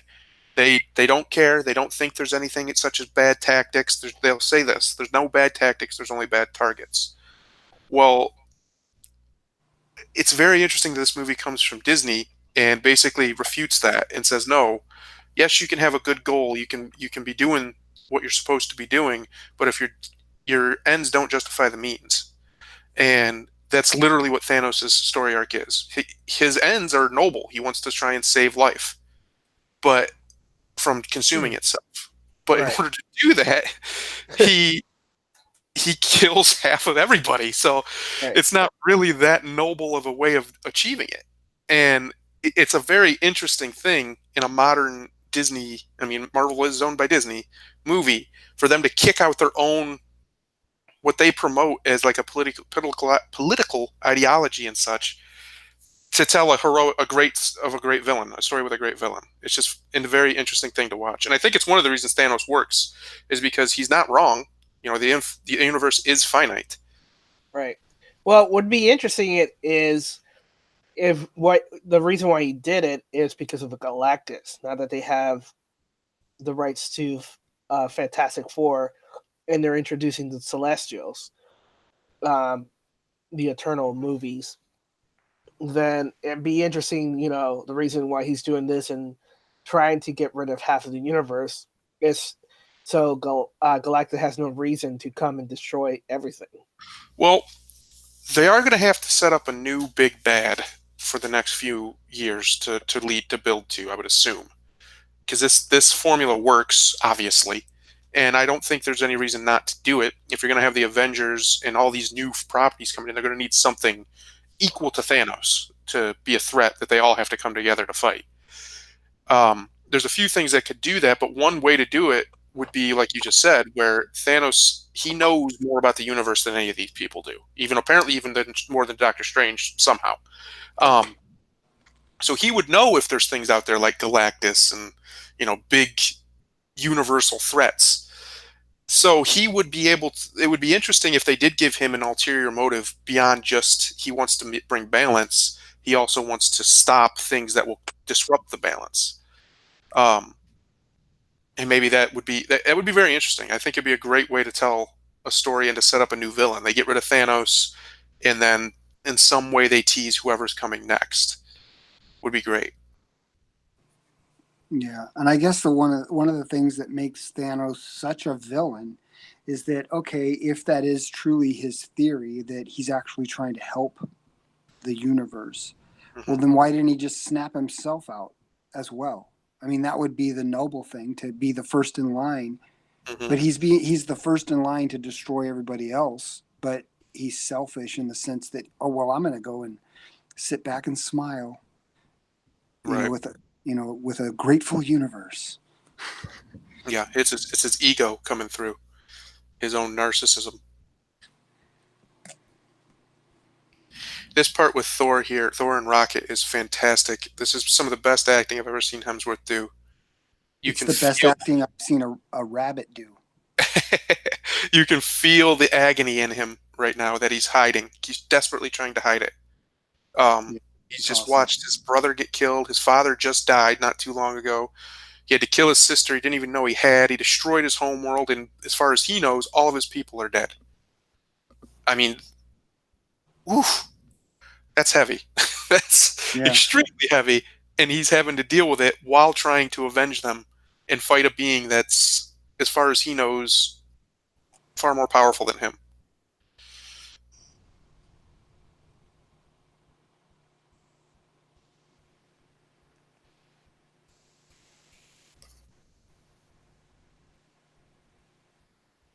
Thor does deserve justice, Frank. I agree. I'm going to be very upset if he does not get the winning blow on Thanos in the next movie.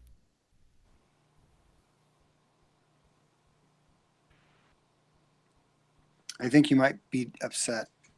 Yeah.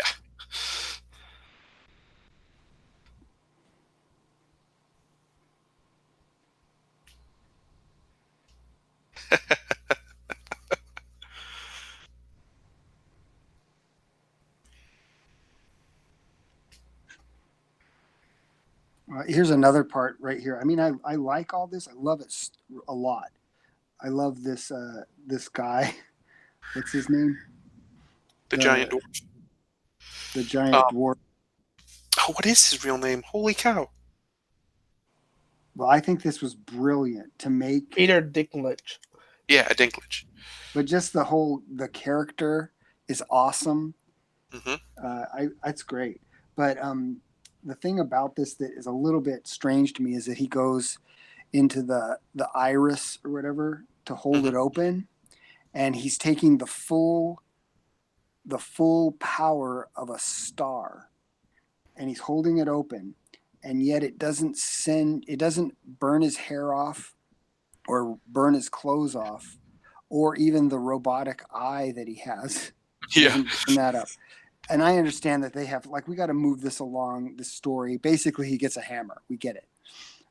So we have to like, and what are we going to do? Have another pair of clothes lying around? Right. You know. Oh,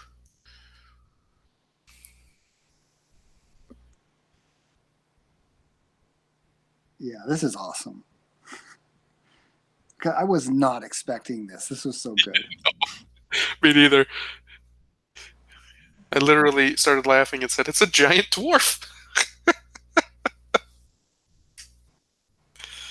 And he brings such like passion to it too. It's like you totally feel for him.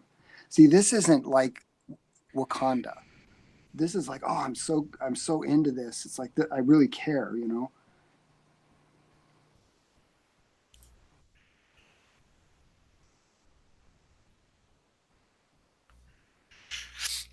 I think Oh, that's sorry. the problem.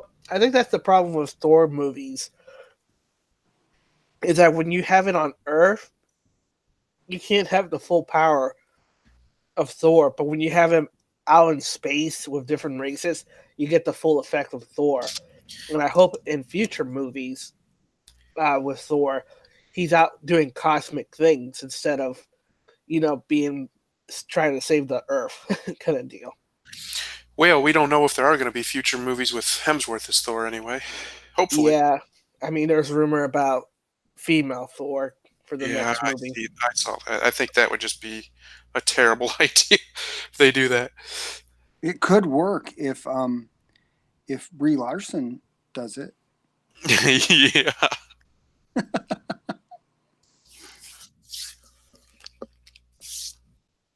Sorry, guys, I wasn't paying attention to this chat. I was watching this awesome movie.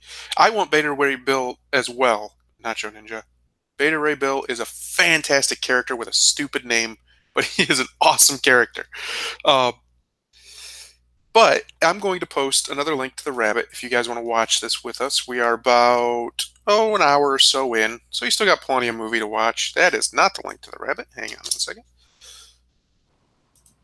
And all you have to do is click that link. You should be able to sign in with your YouTube account, your Google account, and watch the movie with us. We have 8 people in here with us right now. Gary's watching it on Netflix because it wouldn't work with his browser. But that's all you have to do to watch it with us. Let's see, what else? Who else said some stuff? Mox Rock says he's logged in there now. Watch. Is Mox Rock still here? Are you still here, Mox Rocks? If you are, just say something. We'll figure it out, buddy.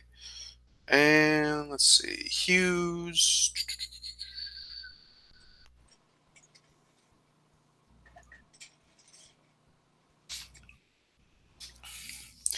They were talking about when I was asking you guys about who you think will take over as Captain America if they even continue the character.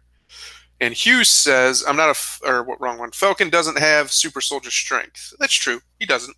But I mean, they've used him before, and his character is established. So as long as they don't just bring in some random to take over for him is what I'm worried about.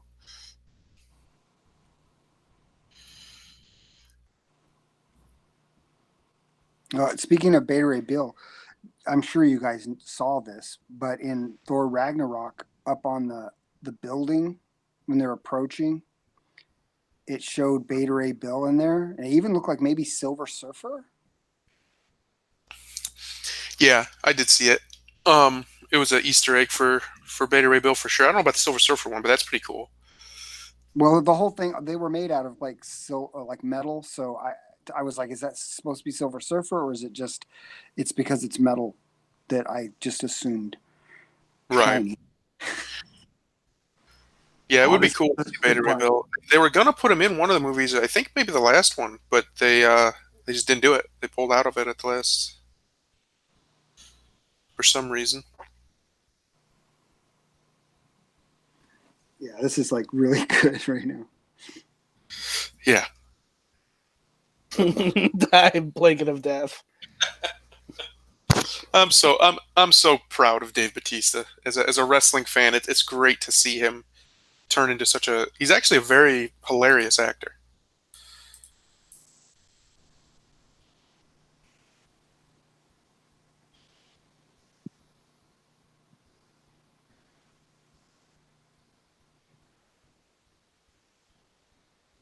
Yeah, I agree with you, Nacho. I think it would be nice. He says like a true they could do a lot with they could do a lot with him for the MCU, like a true redemption. He's talking about Bucky, like a true redemption arc while facing the foes he made during his service as a Hydra assassin. Yeah, I think he would be the better choice too. But we also have to take into account that it's Disney pulling those strings, and they're going to try and stay as woke as possible. So they may not want to replace him with a white guy. Oh, I didn't even think of that.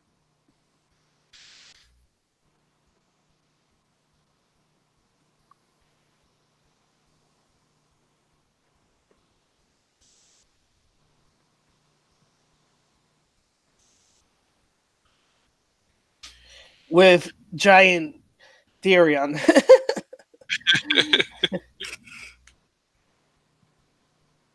What was that? It's like He's worth Thor, and I said giant. Therion from Game of Thrones. Oh,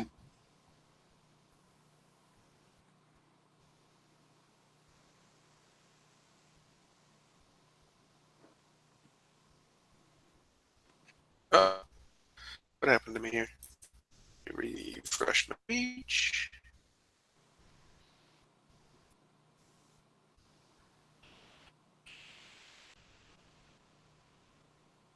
Which is kind of crazy that he has to be insanely strong to start the whole forge with a little pod.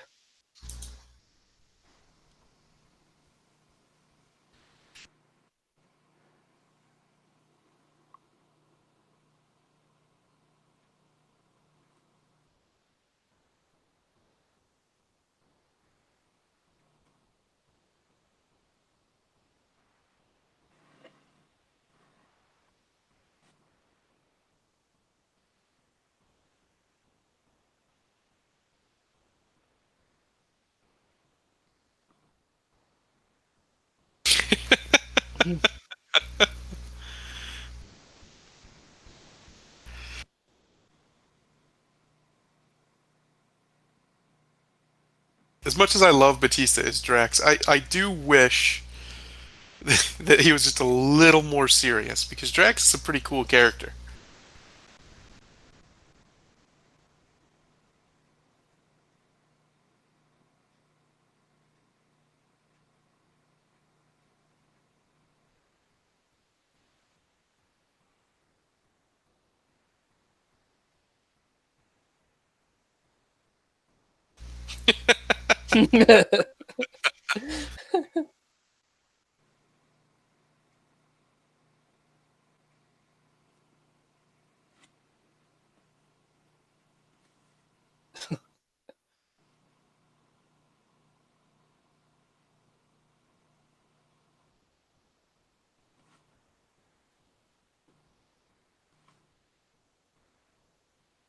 I can only imagine what the Russo's direction for Benedict Cumberbatch for the scene was.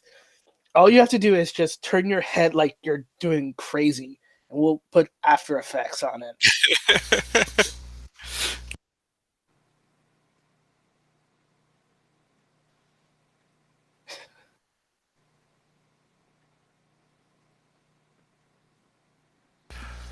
Nacho says, yeah, having Thor in space is fun because it showcases his true strength and how the rest of the universe view the Asgardians. Yeah, it is fun. Um, I always wanted him to focus more on the other realms as well. Like, they have all these realms that they have a dominion over, and all he ever really does is play around on Earth. Because he just wants that side.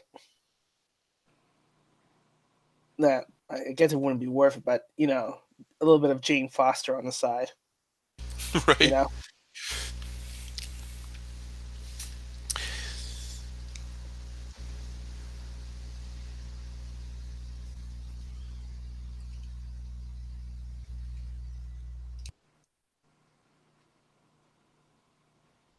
This actor did a really good job playing the Red Skull and Huey Weaving's Red Skull, because I thought it was Huey Weaving until after the fact.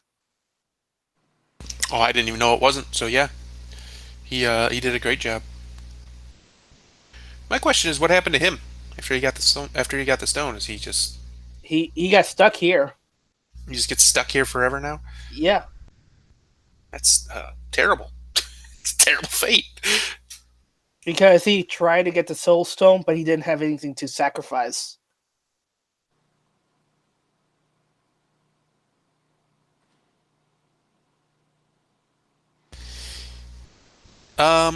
Are the Asgardians an empire since they control dominion over other realms and planets? Yeah, basically, yeah.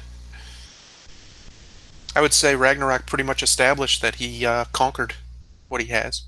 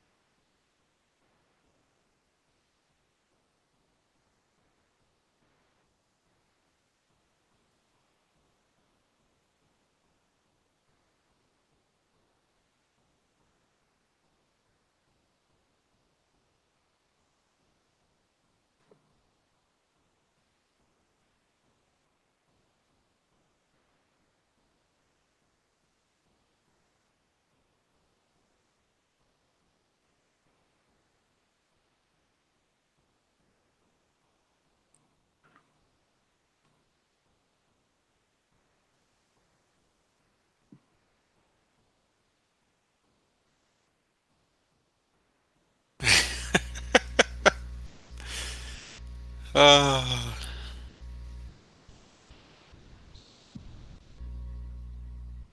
is what mute?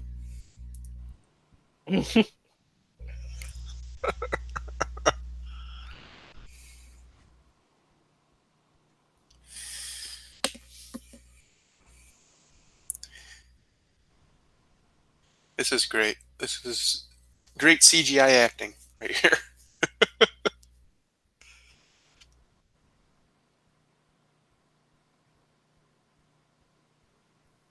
I wonder how much hours and man hours they had to put in for those subtle expressions on his face.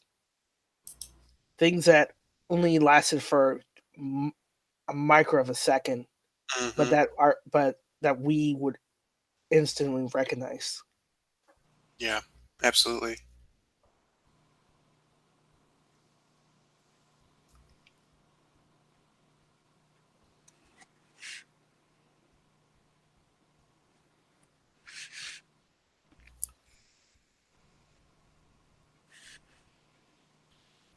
Oh.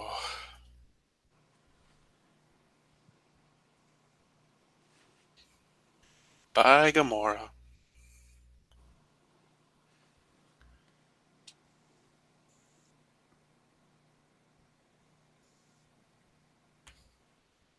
The realization on their face. Mm-hmm.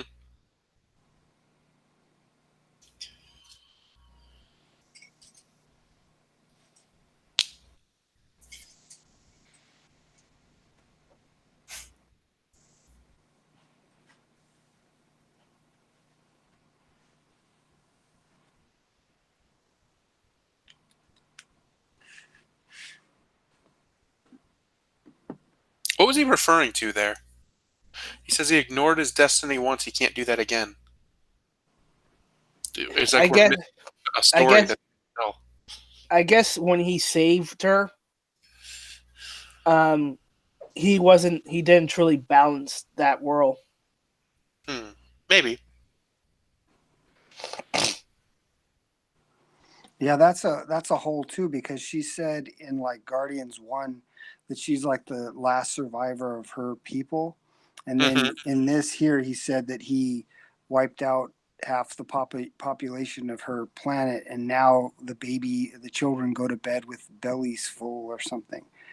So there's a hole right there. Yeah.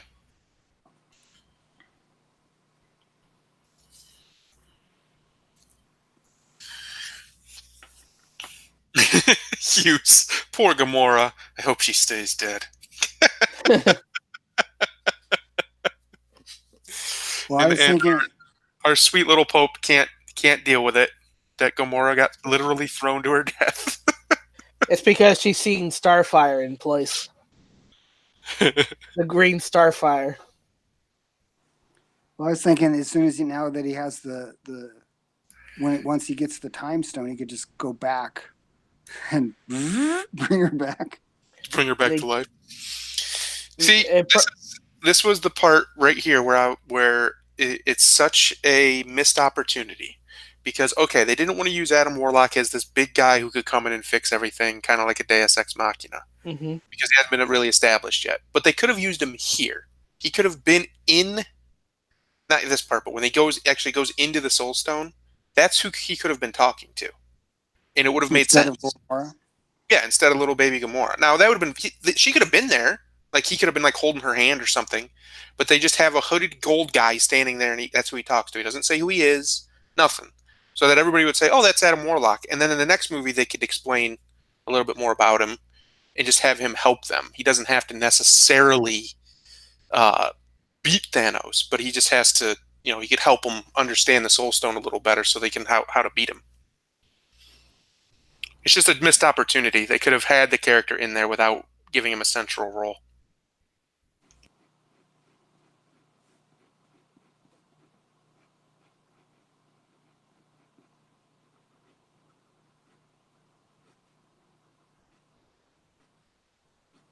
I love the product placement. Or what was it? I missed it. Starbucks. Oh, when she said that, yeah. Yeah.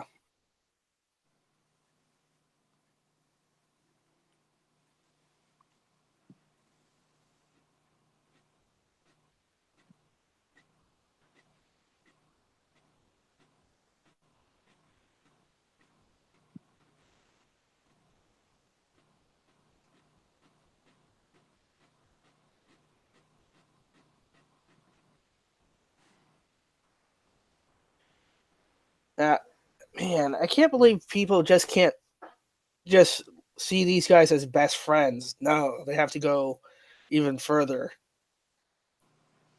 Of course. Because men are never just friends, Denali. Come on now. Right. Promise your wife we're not doing anything untoward.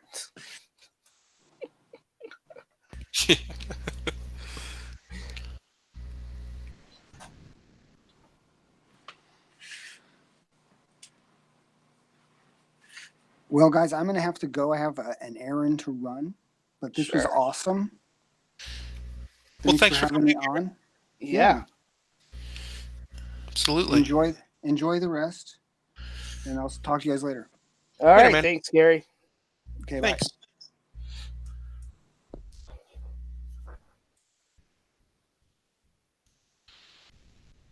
Here he comes.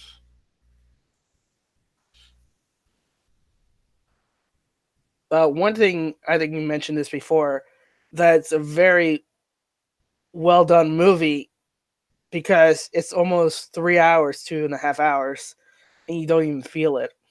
Yeah.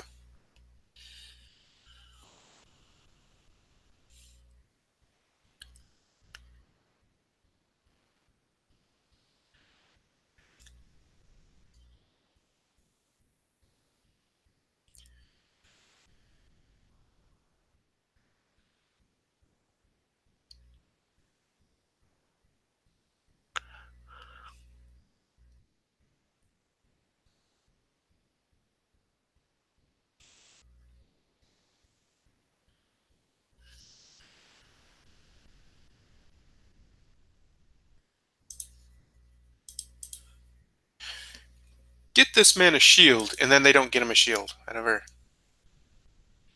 That line was great, but he doesn't have a shield. He has a gauntlet that turns into kind of a shield.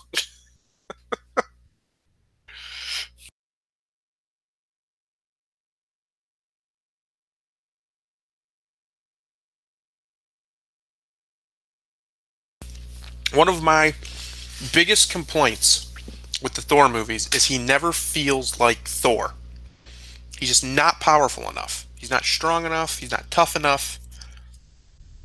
And then they get to this movie, and he does this nonsense where he restarts this thing basically by himself and holds open that thing and takes the full force of the star.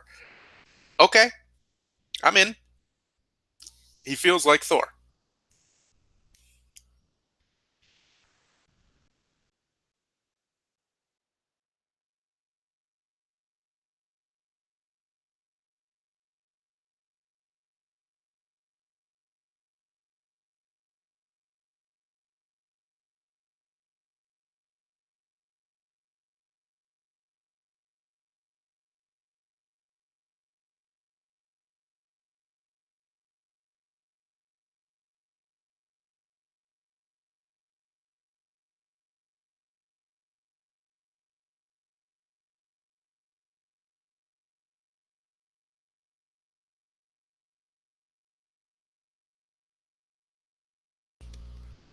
Thor is not too OP, Hughes. Thor is the perfect right amount of powerful.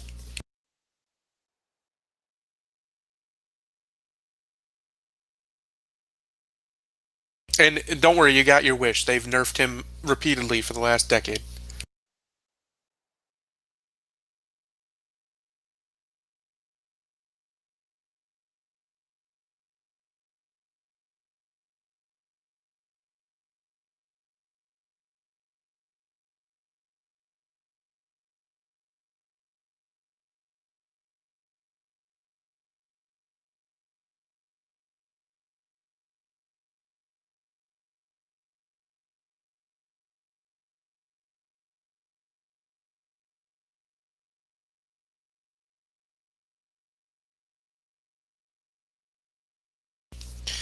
Like right here. Why don't they have suits of armor? Why does Wakandans not have these big, awesome suits of armor? It It would annoys me. cost too much money.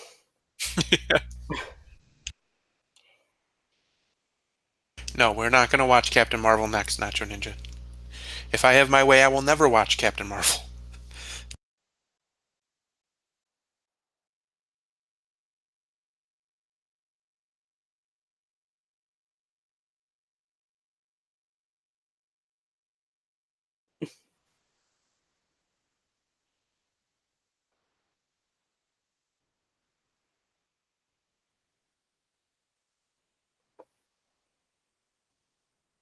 The next film that we're watching is John Wick 2, isn't it? It should be, yep. Yep. Because John Wick 3 is coming.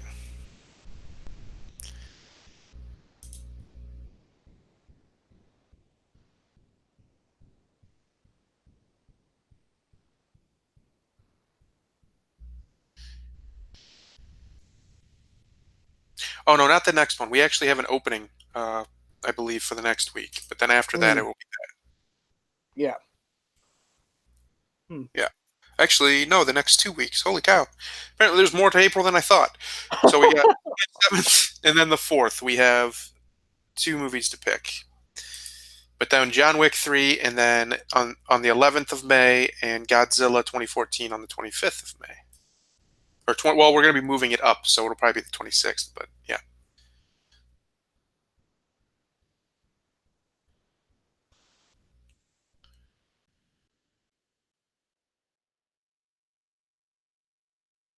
I got the whole um, Star Wars Episode 1 vibe with this scene with the Yeah, they have shield. all this advanced technology and they're just charging at each other. Yeah. It's silly. It's so silly.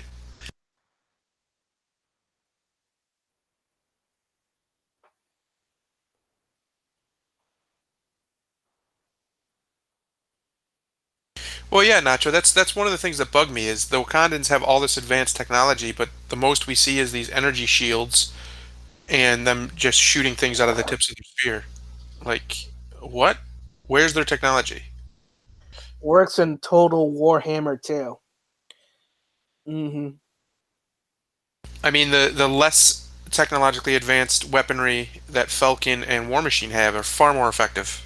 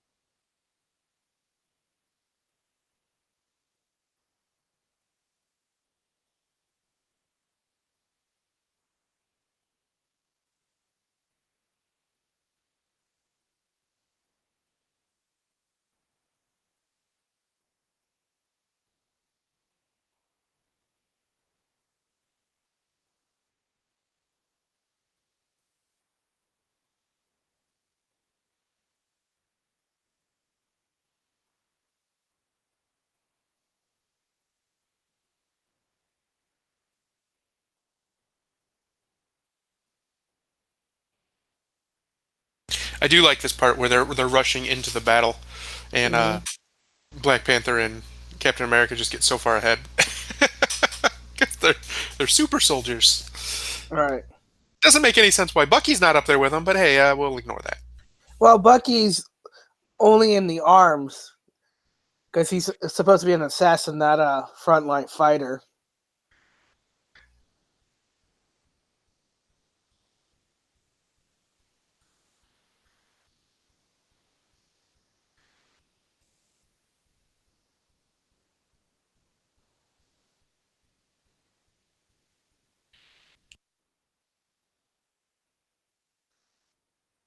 Let's see Thor handle the heart of a star.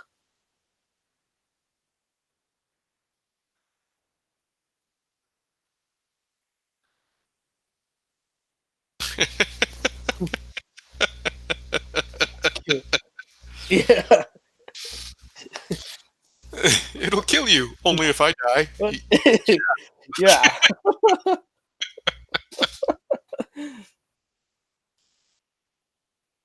And I love how coming up here, they've established in his other movie that if Hmm. he is basically dead, his hammer can bring him back, can power him back up and bring him back to life, and Right. that's basically what happens here. It's fantastic because you can't even say that this is a cheap. This is cheap because they already established it. That's Right. something that happened.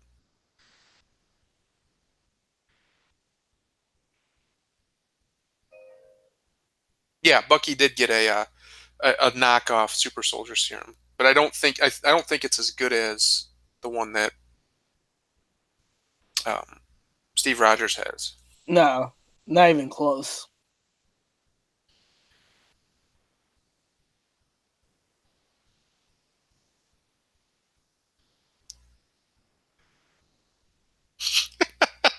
I love how he hits his head. Yep.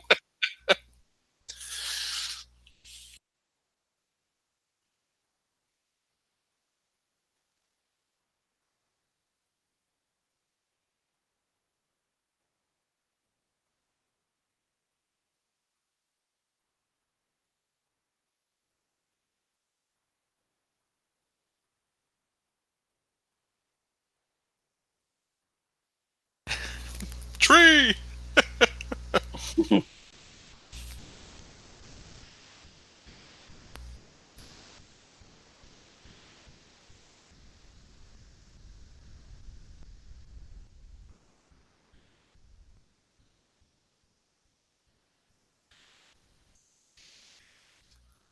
That doesn't seem secure. Sure doesn't, does it? I do remember when that was a theory that the handle was made of a Groot arm. Yeah.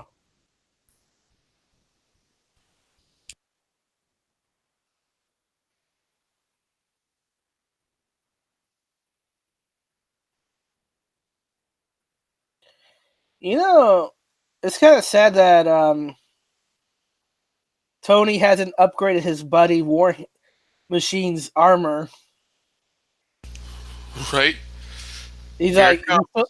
he's still in like Iron Man 2 technology.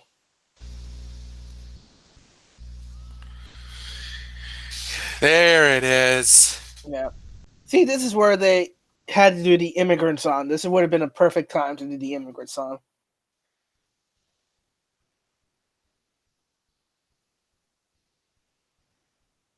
Oh, feels so good. Hmm.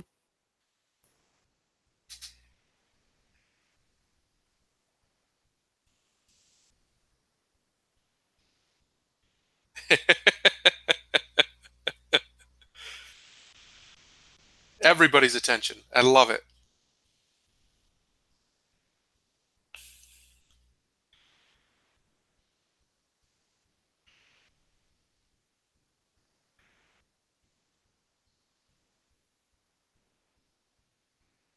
It just feels that whole scene right there feels great. Hmm. I love it so much.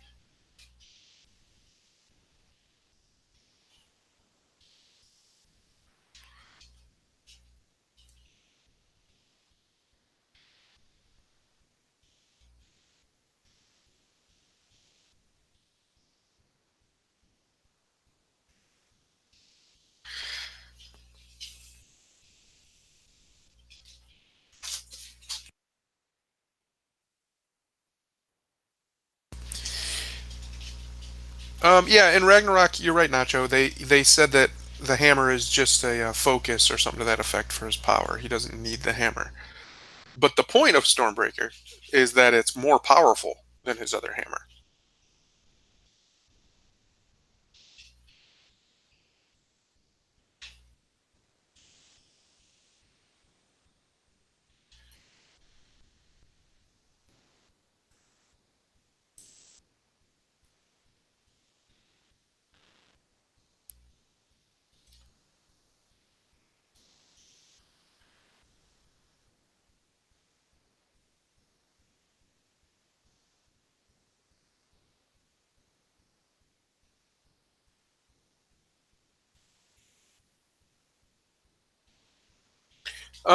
It depends. Stormbreaker's been a couple people's hammer. It was Beta Ray Bill's hammer.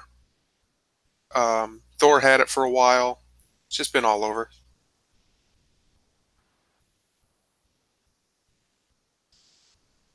I still like Thor's original hammer. Yeah, Mjolnir. In here, yeah.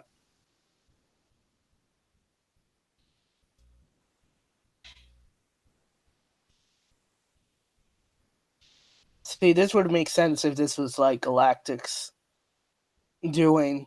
He consumed the whole planet, and this is the remnants of it. Right.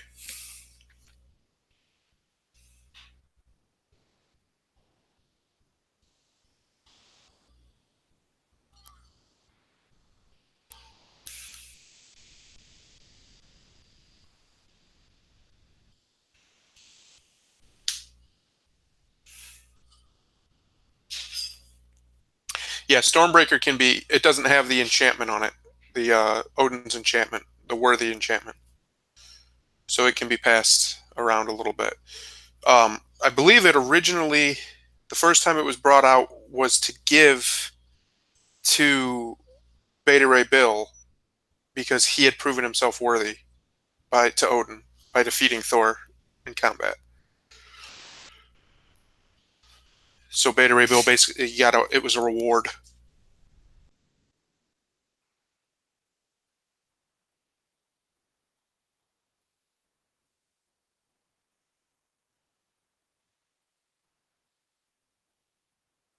So.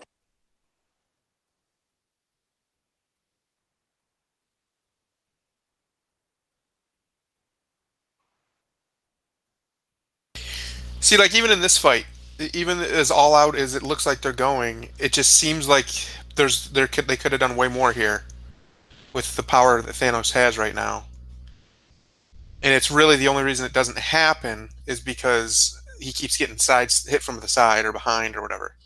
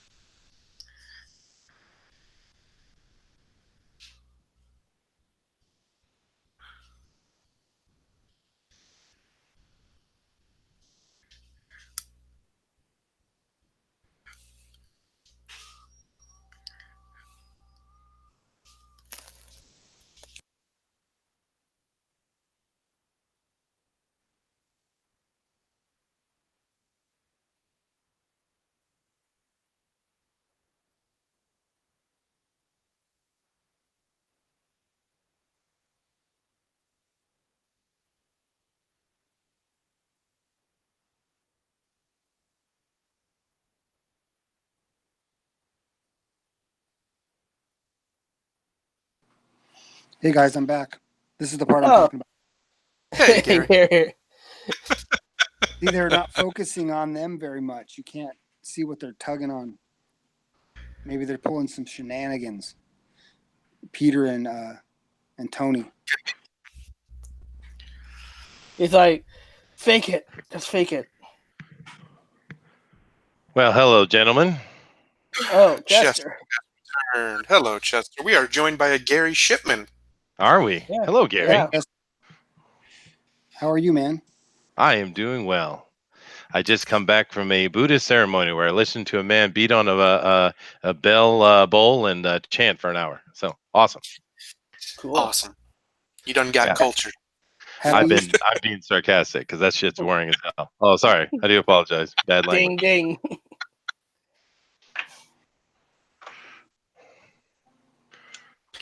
We are at the lovely part where Star-Lord costs everybody their lives. And just as he's about to. Yeah. I don't know if that's even fair to say, though, because the people who are there now, besides Strange, still probably couldn't put up a fight against Thanos. Yeah. No, and no. But it's just part of it's in the plot, dude. It's written in the screenplay. It's all right. Yeah. So do you like this movie, Gary? I love it. Yeah, it is awesome, isn't it? Yeah.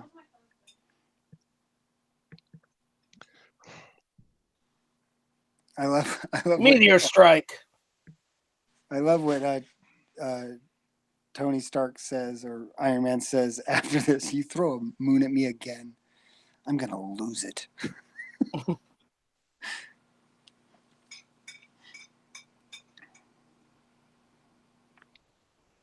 Yeah, it's a wonderfully paced movie. It's really nice. Everyone gets to shine, even though with a huge cast. It's they do a great job, and of course, the most awesome scene in the world just already happened, I guess, because Thor came in, right? Yep. Yeah, you just missed it. Yeah. Because that is My pure favorite. awesome. Yeah, it is. I missed it too. But Oh, see, really? as So soon you as just they, came on, Gary? well, I was on earlier. No, but he I was had here to- earlier. He ducked out for a bit.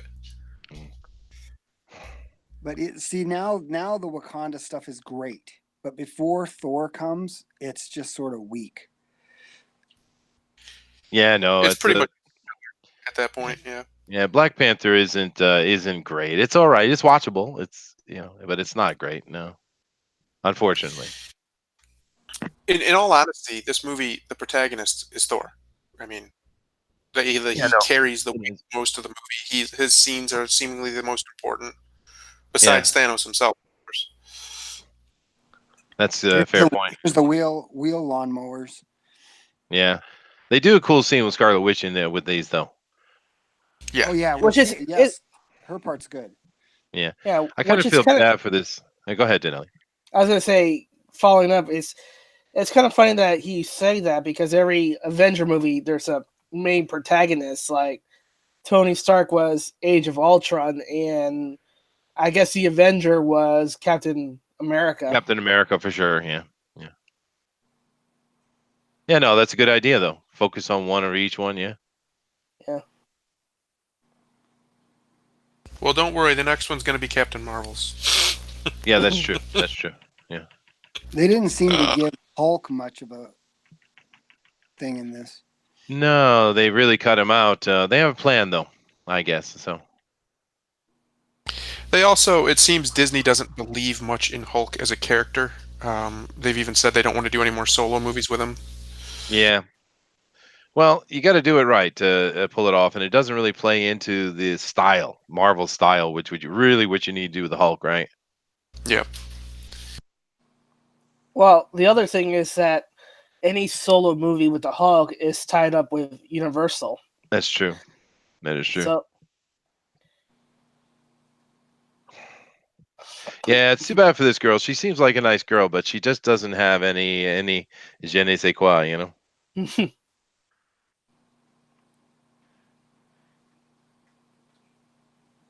Chick fight time. Chick Yep, fight. chick fight. yeah. I have a good chick fight. Nothing wrong with that.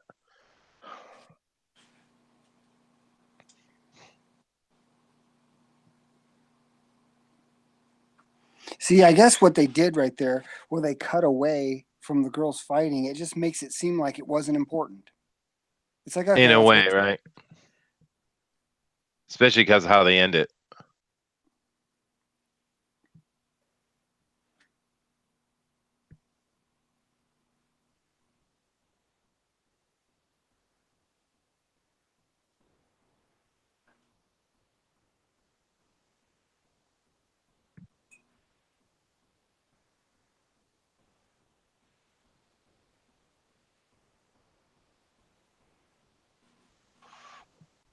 Oh, poor Hulk.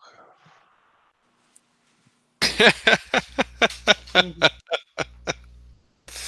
Oh, I like that. I like that line. He does a fair job, actually.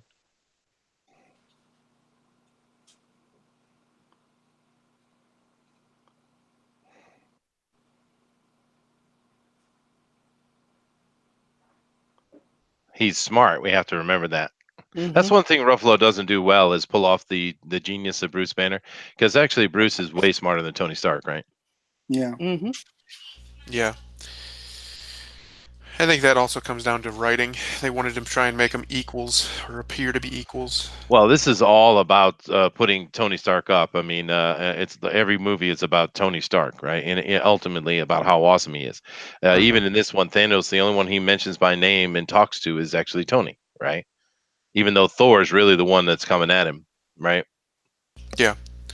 And is the one that he was, I would say he's the most worried about since he slaughtered all the Asgardians, or nearly all of them. You would think, yeah, yeah. But I did have an interesting time going to the Buddhist temple, though. I have to walk up the 108 steps. That's always fun, and have to listen to them chant for a long time and go on about stuff. It's kind of cool, though. They do like the whole litany of a person's life. Mm-hmm. Yeah. Then they do like magical prayer chants.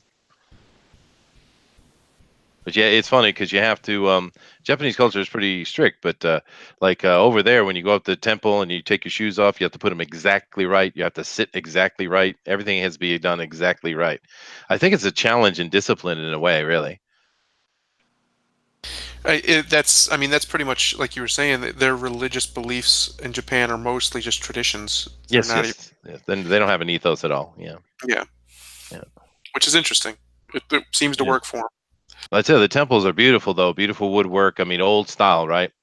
And they have that backdrop of the misty mountain. They're set right in the crevice. It's gorgeous, actually. Well, one thing that the West has seemingly forgotten, and thankfully Japan has not, is aesthetic. They are Oh yeah, very aesthetic people. yes they are. And I've never ever seen a fat priest ever. Matter of fact, the Japanese priest, even more so than the Asian, the Chinese or Thai ones, they're like Hmm. in perfect shape, dude. It's like they're supposed to be sohei, right? Or protectors of the temple. So Right. they train in spear and naginata and everything. But they're all very fit. Every priest over here. So awesome. Yeah, This is probably the second best scene in my opinion. The Doctor Strange versus Thanos. It's great. yeah. They still underpower Doctor Strange incredibly. Oh yeah. He suffers from the Superman problem. He's just too powerful for his own good. He is, yeah. But at the same time, we have to also remember he's new still, Doctor Strange. That's true.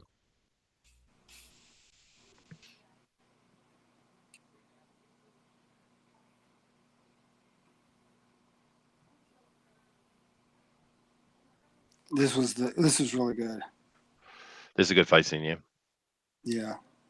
And just how it ends. Yeah, but once again, this is showing off Tony Stark, right? Yeah. Oh yeah, totally.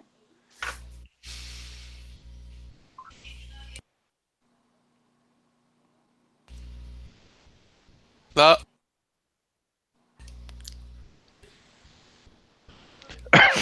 I did make this comment earlier when you weren't here, Chester. This movie, his suit is basically a symbiote. Like he can just do everything and he needs it to do. It is. It's the nanobot suit, yeah. Which is cool. I don't mind that.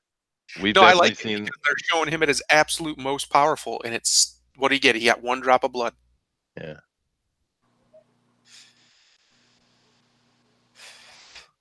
But it's also showing how he's thinking on the fly because he's creating from his imagination, right?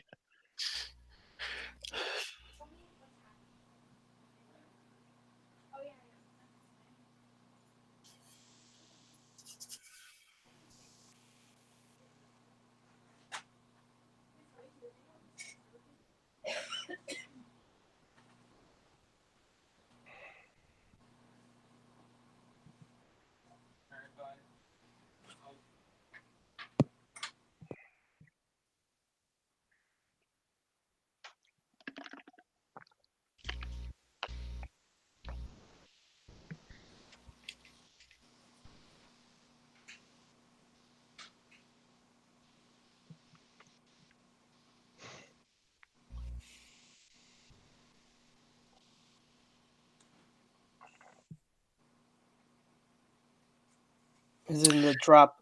Yeah. Yeah, it is. Yeah, the drop of blood. Hmm.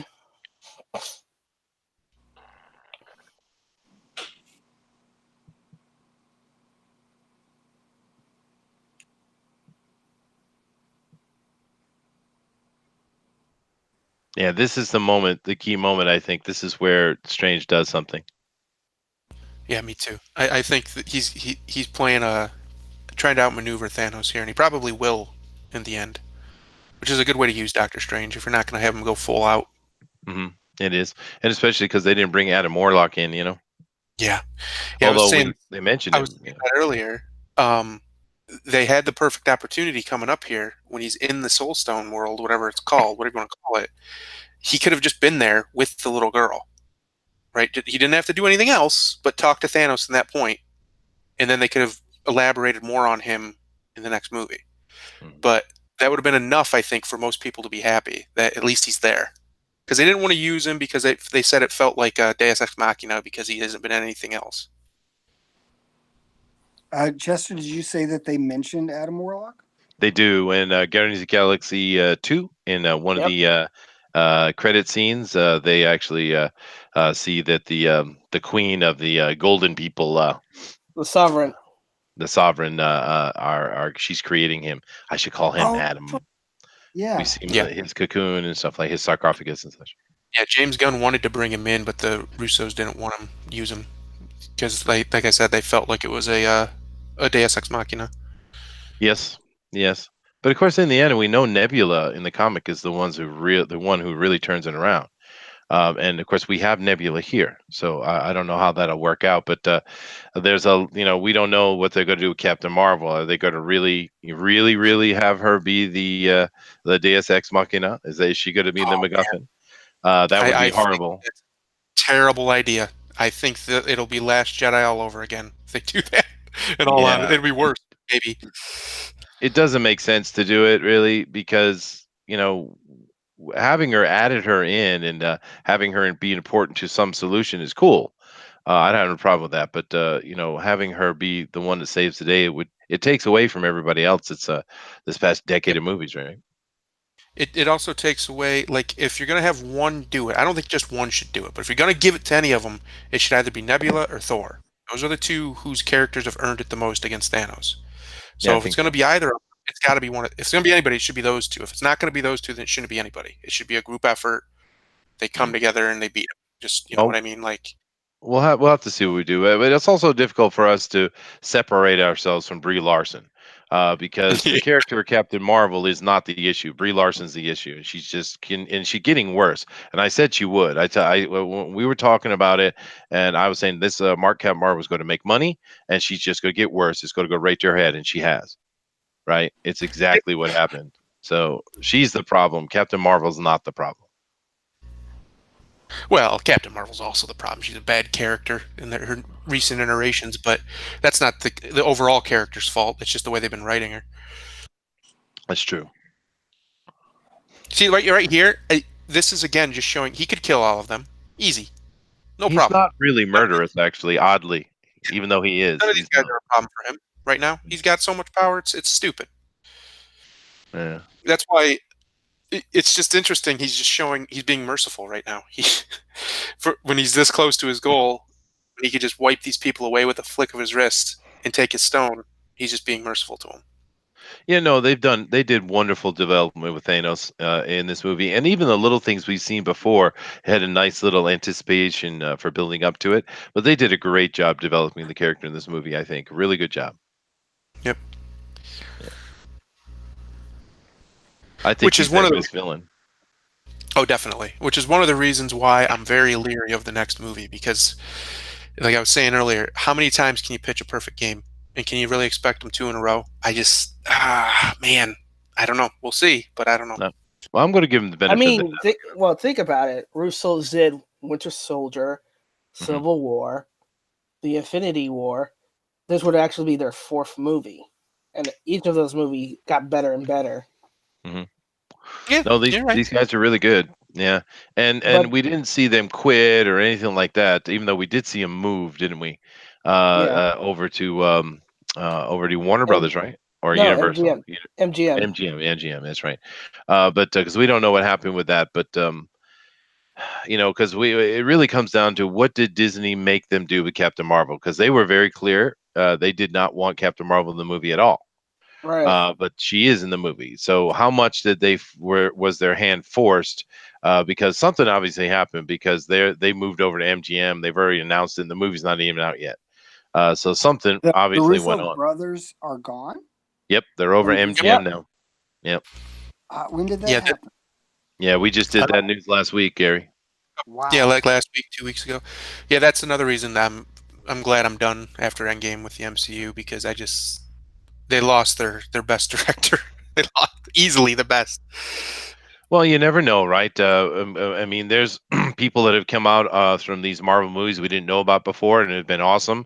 Even say like James Gunn, he had his bit of stupidity that came in there, but he's really good at what he does. The Russos as well. So who knows what we'll see. I know a lot of you guys are really kind of done because of all the threat of the progressive politics coming into these stories, which haven't really been here yet. But I'm going to wait and see. I don't know that they're going to mess that up. In solo movies, they'll push it, but in the team movies, they don't. So we'll have to wait and see. Avengers 5. Done No, with Disney. Period. let me see. Yeah, Avengers 5 International. I'm pretty sure that'll be the next Avengers title. Mine isn't so much that I'm worried that they are gonna SJW it up. They already said they were, but They did. Yeah. it's not so much that I'm worried that that's gonna happen. It's that I'm just done with Disney. I've had enough of them crapping all over my childhood. The MCU has been the only bright spot that they've ever done, in my opinion. Once the end game's over for me, that perfect name. That's the end game for me. Yeah. Well, it's been a great run. 20 what movies, beautifully put together. It'll Yeah, be this is an 25 amazing thing. It'll be Yeah. 25 with Endgame, so.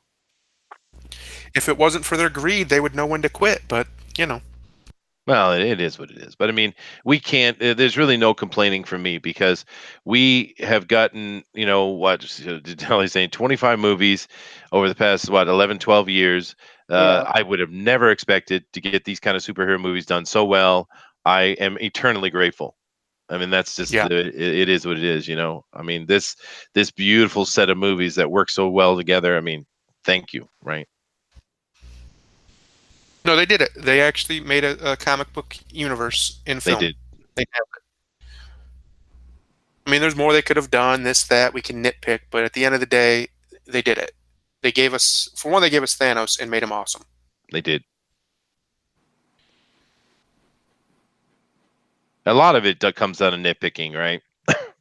Yeah. Because I think the only movies that are really kind of weak, I mean, actually weak, are unfortunately the Thor movies. The Iron Man 2 people really don't seem to like, but the third one bothers me the most.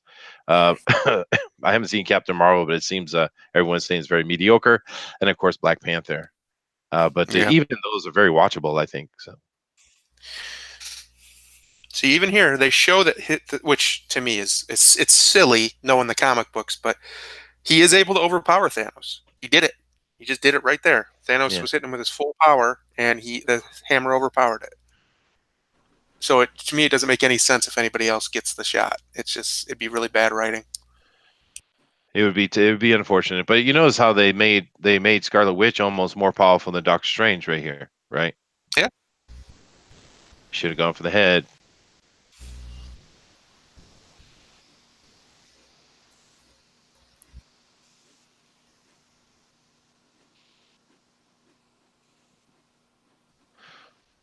They Right really here. pulled Thanos off beautifully, though. Yeah, this would have been a perfect time. He could have just been standing there with her, holding her hand or something, because he's Well, supposed to be the guardian of the soul gem or whatever. you talk about Adam, right? Yeah. Yeah. Yeah. She could be talking to Adam and then turn around and do the exact same scene, basically. But he would just be there, and anybody who knows would be like, "Oh, okay, that's Adam Warlock." And they made it's interesting throughout this movie series that They took characters that really were never very big or popular and made them important. Gamora is a perfect example. She's never been in anything in the comics, really. Then again, the Mhm. Guardians of the Galaxy have never been popular. I was really shocked when they announced those movies, and I was like, really? But damn, they're my family's favorite movies, I think, dude. Yeah. I mean, Well, they're think great. about it. We read in one of our reviews, um, back one of the first issues of Guardians of the Galaxy, and we could tell why it wasn't so popular. Yeah, that's true. Yeah, but in a lot of them, I think they've done a great job. I'm Yeah. really happy with what they did. This ending is absolutely masterful. Yeah, it is. Everything else up to this is great, but the fact that they ended it this way, somber, quiet, and with the bad guy winning, basically. Yeah. Oh yeah, And he doesn't brag. He's not bragging. He's not, he's not it's not what it's about for him. Even though it is his ego that's driving him forward and his earnest belief that the universe needs balanced. Um, he's not being a jerk about it. He won. yeah. He doesn't have to No, rub it in. He doesn't have to it's stand there and dance on their grave. He just goes away and smiles. That's all he yeah. does. It's the Empire Strikes Back, dude. Yeah. It's a great ending. It's I really didn't think Disney had the when I first watched this I was stunned. I did not think they had the guts to do it. Well, I think what we've really seen is Kevin Feige was given reign for a certain amount of time, and it seems like that reign is coming to an end. But they let him do his thing, and of course he started with Paramount, where this came over from, and they were smart to keep him on board, and they let him do his thing. So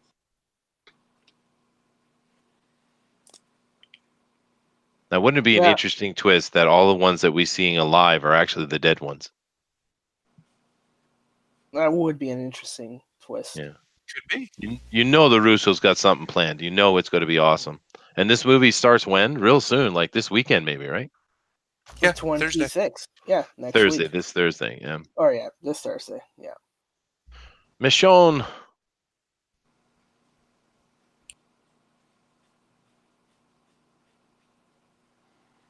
Something's happening.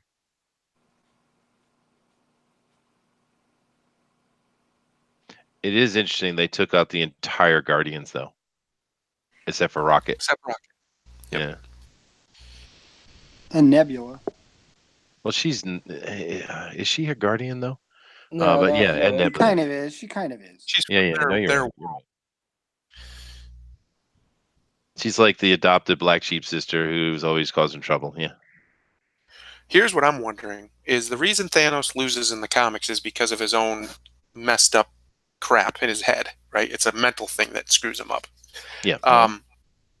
I have a feeling they're going to play off of that as well because this messes him up. Like even she says when she's locked onto his brain that he's in a tremendous amount of pain. He's in mourning.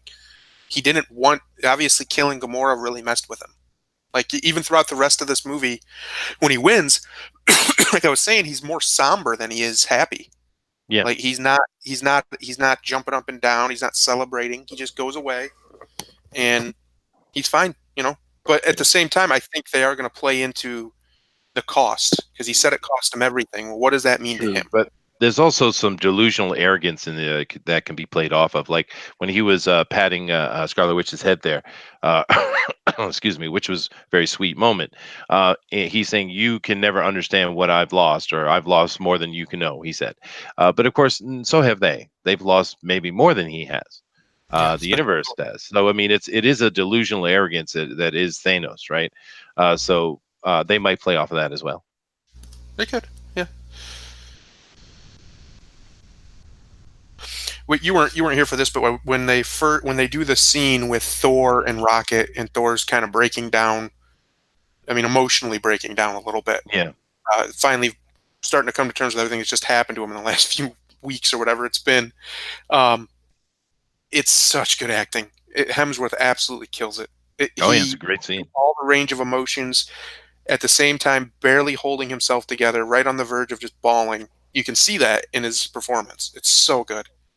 And it's interesting that they put his age at exactly the time of the of the Viking Raids, the beginning of the Dark Ages and Viking Raids. They put his age at exactly that. Yep. So, I mean, that was intentional, I'm sure. Oh yeah. And here you have the somber, quiet ending. It's so good. Him looking over at a sunrise on some planet. We don't really say what planet. And he just grins. Well, we know where on he a is. on It's a the same place. on a grateful universe. That's right. Yeah. To him, he's the hero. Remember that. That's Yeah, I what makes know. Thank you, him a great Thanos. villain. Thank you, Thanos. Well, I mean, it's a weird thing the way they twisted it and went about where, because in the comics it was all about him appeasing death because he had fallen in love with her. But you know, I actually like what they did in the movies here. I think this was Yep. a good way to go about it, a very clever way. It's the same thing with like the Watchmen, by changing it from some big alien monster thing to the way they did it. It's an improvement for the movie, I think. Yeah, and it works better in a movie too. I mean, as much as I love Thanos' motivation in the comics, and I do think they could have made it work, I They think could they're have. a really good because he explains it. He explains why. I mean, it doesn't make sense. It's obviously insane, but to him it makes sense because he's seen it happen. He lived it. So he Mhm. thinks that his solution is the only one that'll work, and no one can convince him otherwise. He's a zealot, basically. Oh And yeah, absolutely. Yeah. he genuinely thinks he's the good guy here. He thinks he's doing good. And I was saying this earlier. I don't think you were here. It's amazing this comes out of Disney because the lack of self awareness in certain political groups right now that genuinely think they're morally right and they have the right. They're right. Yet they're the bad guys. They're the ones whose tactics are evil. And that's what Well, Thanos' thing is. His it goal is is noble. that. His tactic is evil. Yeah, no, it is true. Disney does have this overall progressive, liberal to progressive politic that's going on in Disney as a whole. But I think what saves it is the fact that Disney has been smart enough to break their different groups into divisions, right? Kathleen Kennedy is in charge of Lucasfilm and Star Wars division. Feige is in charge of Marvel, etc. And of course, your friend Gary Rick. I mean, he's doing stuff with the. Is it the princess movies or is he with Pixar? What's he working with? He's kind of become a boss now. You said right? Rick. Yeah, he's working with one division. What division is he with? Is it the Um, princess movies or Pixar side? no, Rick isn't working in any division at this point in time. He isn't. Okay. No. He was though. He was more with the princess movie side, right? No, he was in mostly in when it came to what is it called where people will have an idea and then they'll have to stay on model. He would be a Oh, person who would say you need to make, put the feather on that side. It wasn't like he was high up in any ranks or anything like that. well, I didn't Uh, mean like that. I meant just I know he's attached to his one. My point is that Disney has many divisions, many sections. They compartmentalize themselves, and yeah, he was in the Disney publishing arena in another, like Disney publishing is one thing, and then there's a, a compartment inside Disney publishing called Disney Learning, and he was in that. oh, So I see. Okay. that's how far removed. But now he's moving into some other things when it comes to like animation, which is not connected with Disney. It's sort of another thing he's doing, which is more in like giving awards, like with the Academy and things like that. And he's not fully in there, but he's working with them. Oh, So that's cool. there may be a time when he actually is in there, but he's not there yet. I see. Well, he's put a lifetime over there in Disney. I mean, how many years has he been there? He's worked for them for quite a few years. I don't know specifically, but he does. Yeah, sure. Yeah. But it is interesting hearing his little stories about behind the scenes stuff, and that's always fun. Yeah. But I mean, just to finish my point was that I think because the Disney has the awareness to compartmentalize themselves, it depends on who's the leader of that department, right? And I think Feige has proven to be an actual true fan of comics, and he wants to present the comics. So we got lucky. right? Where Yeah. Kathleen Kennedy could care less about Star Wars. All she cares about is making her point, right? Mhm. And that's unfortunate. We want a person who truly loves Star Wars, which we got in J.J. Abrams. He is actually a Star Wars fan. You can tell. The problem with J.J. is he just can't tell a story. He's just Yeah. not good at that. He Well, he's could not. direct it. He could direct it, but he can't write it. No, and even the directing he can't. He's really good at action. He's good at making things look kind of nice. He has passion. There's a lot of good things to say about J.J. Abrams, but he can't finish a story for sure. It's Yeah, just not his I skill. I agree mean, with I that. know desperately that Hollywood wanted him to be the new Spielberg, but he's not. He's No. just not. No, Hollywood has their new Spielbergs, and it's the Russos. That's Yeah. your new Spielberg. That's who they. If they want to push somebody as, the next great filmmakers, they've got them. And we're gonna. It's gonna be interesting to see what they do going forward. I really hope they don't get wasted on reboots. That would be terrible. They're such good directors. They could do Well, that's such what they're great things. that's what they're doing with him, though, dude. They're putting him over to MGM to do reboot everything. That's what they're I, doing. well, that's just terrible because I would love to see them at the helm of something as grand as the MCU, like at the actual like Feige's role. I think they could kill it. They would absolutely kill it. Yeah, I agree. But I mean, Denali, we actually cover some of the stuff they're already slated to Yeah. do. Where were some of the reboots there that they had mentioned in that article, that interview? I think. Let me just pull it back up. Where All are right. they at? They're at MGM. They've been brought in to bring MGM back to life. Basically, is the So intention. what is MGM? I mean, Oh, aren't they the like Thomas dissolved? affair, the Thomas Crown Well, the Thomas affairs. Crown Affair with the boy from Creed, Yeah, which he's a pretty good actor. I don't know why we need the Thomas Crown Affair again, yeah. but whatever. The Rats of Nims. Oh yeah, the Secret of Nim. Yeah.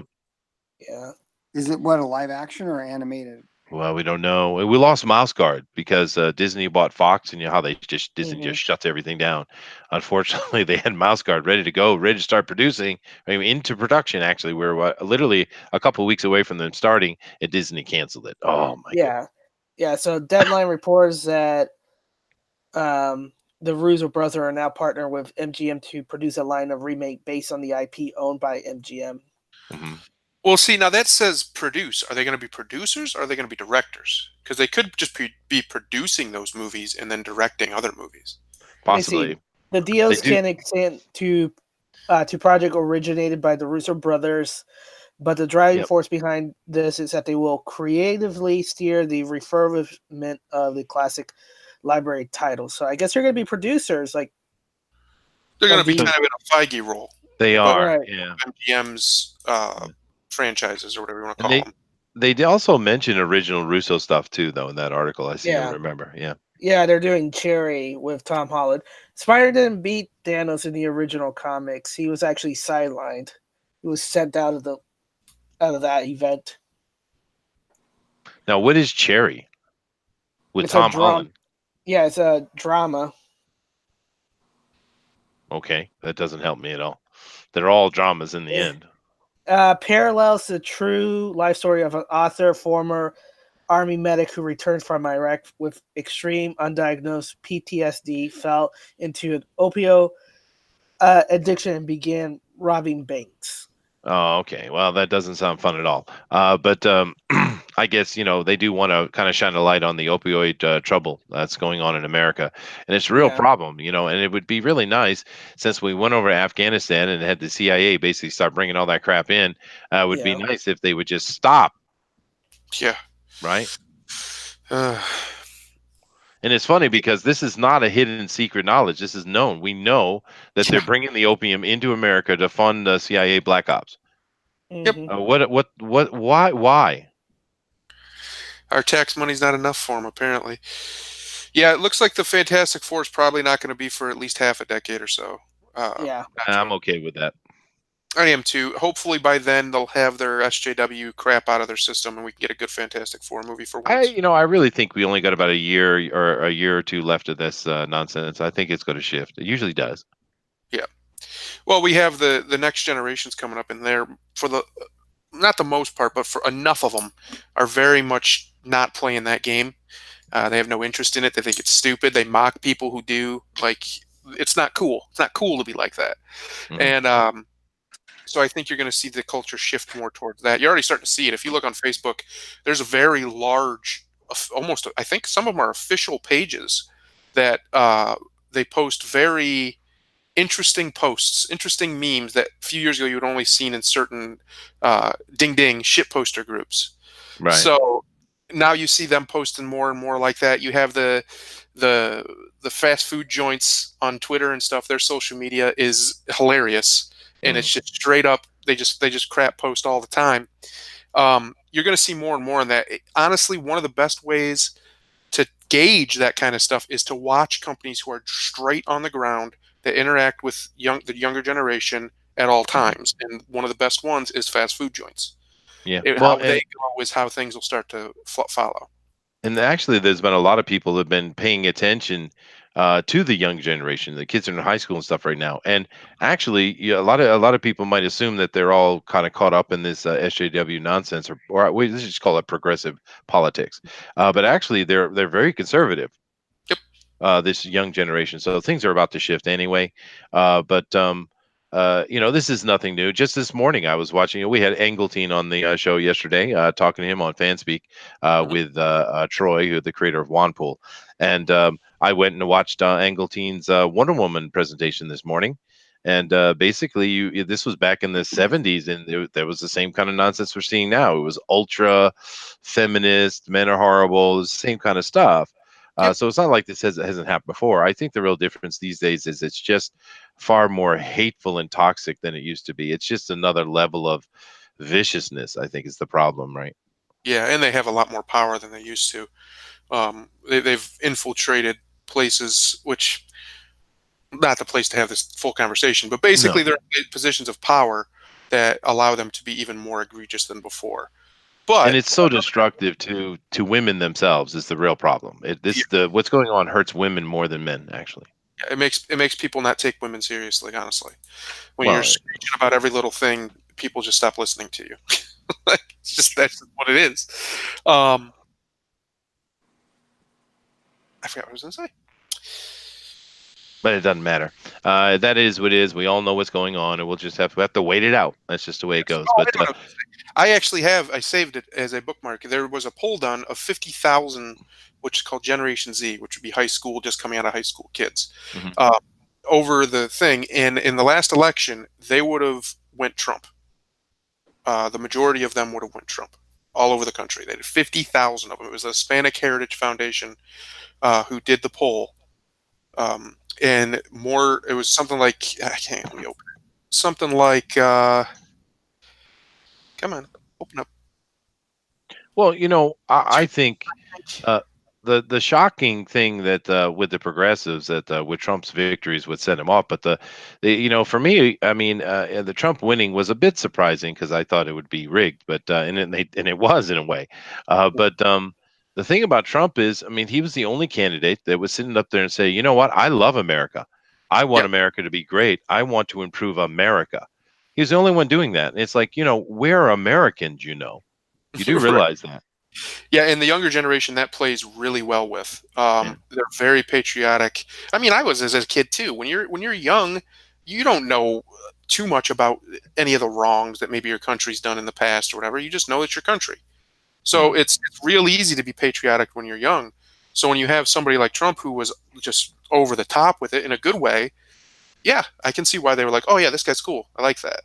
I'm trying to find the exact percentages, but needless to say, it was the majority of people in that age bracket would have voted Republican in the last election, which is, as far as I know, has never happened before in Now, any electoral process. now this Never. conversation, of course, is way off of Avengers: Infinity War that we just watched, or is it? Because there was a complaint I remember coming out when this movie came out. What did I say that? That was bad. There was a complaint about this movie that Thanos was Trump. Mhm. Now, do any of you see that at all? If anything, he's Stalin or Mao or one of them. He would be more of a leftist. He's very concerned about environmentalism, really, just in a universal scale.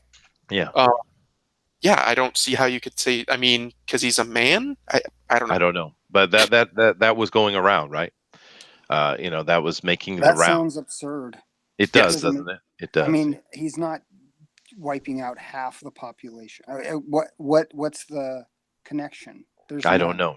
I don't know. That's what I'm asking because I didn't get it. So it's like you can say absurd things, not you personally, but people can say absurd things, and you keep saying them and saying them and saying them, and then people just accept it as, oh, this must be the way that it is. It's like calling people Nazis, and you say it enough times, and then it's like not based in reality. It's Yeah. like just because you say a thing does not make it so. Not meaning you personally, but people. Yeah, no, I understand, Gary. Yeah. No, it's very true. And of course, the interesting thing is these progressives are actually the ones being very fascistic, right? In actuality. It is what it is. It's kind of interesting for me because most of my life, I mean, politics comes up every now and then, like, oh, yeah, you pay a little bit of attention to it. But for the most part, you're too busy living your life and doing your job or doing whatever you're doing that you just kind of ignore politics for the most part. But politics has come such to the forefront now, more so than I ever remember. I mean, I remember Reagan was in, and he did a pretty good job overall.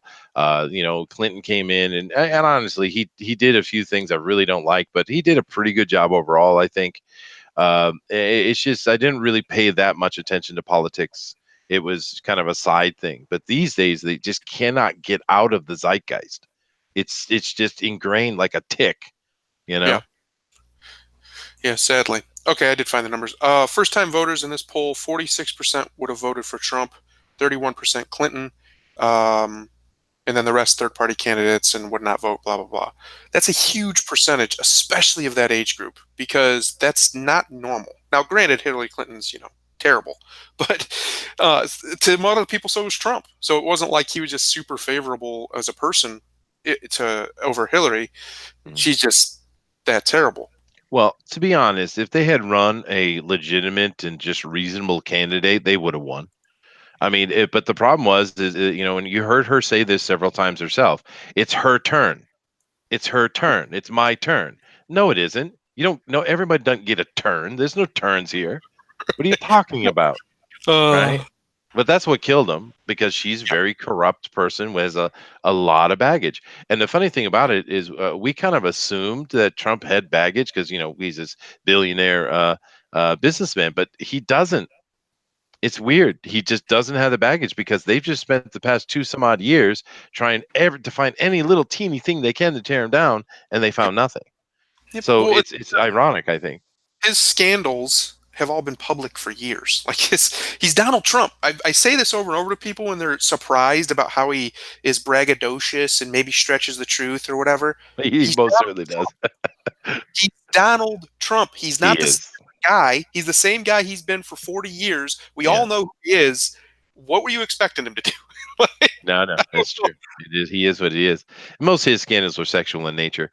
I do remember because I lived in New York when I was younger, of course, and there was a little bit of scandal, or at least accusation, that he was kind of doing a little bit of strong arm tactics with the Teamsters and stuff like that for the his construction stuff. And this probably is true to that, but I don't think you can do business in New York City otherwise. Without doing that. So, Teamsters. I mean, that's like kicking Hitler. I'm not going to cry over it. Sorry. well, you know what I mean. I have no problem strong arming people. Why should he in reverse? Yeah. But that's the only thing I remember hearing when I was a kid. Other than that, and you had people who liked Donald, and you had people who hated Donald, and it had everything to do with his character, not about his actual actions. And it was just, and then it was really surprising to me he ran too, because I remember seeing many times as a kid, many times seeing him being asked, "Are you going to run for president?" This is back in the '80s, right? Are you going to run for president? You got to run for president. He always said, "No, no, I don't want to do that. Why would I want to do that?" He said it so many times. I was really surprised. So someone really ticked him off, and I think it was Obama. Oh yeah, it definitely was. They Yeah. were openly mocking him, saying he'll never be president. Oops. Yeah, they got him focused because he had no interest in that for decades. He truly, you could see his facial expression. He wasn't being trying to be magnanimous or anything. He really didn't care anything about being president. So But it is interesting. Infinity War is a fantastic movie. People who think that it's Yep. talking about Trump are missing the point of what the Russos are doing.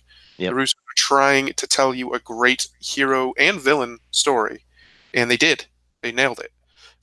You have multiple protagonists who all come up short against the antagonist, and the antagonist, who genuinely believes himself to be the hero, um, it's great. He knows that what he's doing is right, even if the way he does it is wrong. It's just fantastic to watch. The Russos deserve all the credit in the world. They do. I look forward to what they're going to do. I hope MGM doesn't waste them, because I really do think that if Hollywood's looking for the next Spielberg, well, those two gentlemen could fit those shoes. They're Yeah. great. Yeah, and I really hope that in the movie coming out this week here, I'd really hope that, of course they're going to beat Thanos. We know that, but I just hope it's like by a thread. Yeah. It's a desperate victory. You know what I Yep. mean? And it should be Correct. costly victory too. Yep. Honestly, a lot of people saying who's going to die? Is it going to be Tony? Is it going to be Captain America? But I think they should kill a few of them off. Actually, I think it should be desperate victory, and it'll just be legendary end to this series. So Yeah, I think it will be. I don't think we're going to see them dancing at the end of this one either. It's going to feel good. It's going to hopefully it'll have a good feeling when it's over, because the last one is very somber, but it's supposed to be. That's what they were going for. Um, you don't feel bad when you watch that movie because it's such a great movie, but you do feel like it's somber. It's bittersweet. Um, so hopefully the next one will be more sweet and less bitter. But I do think you're going to see an epic showdown. I hope so.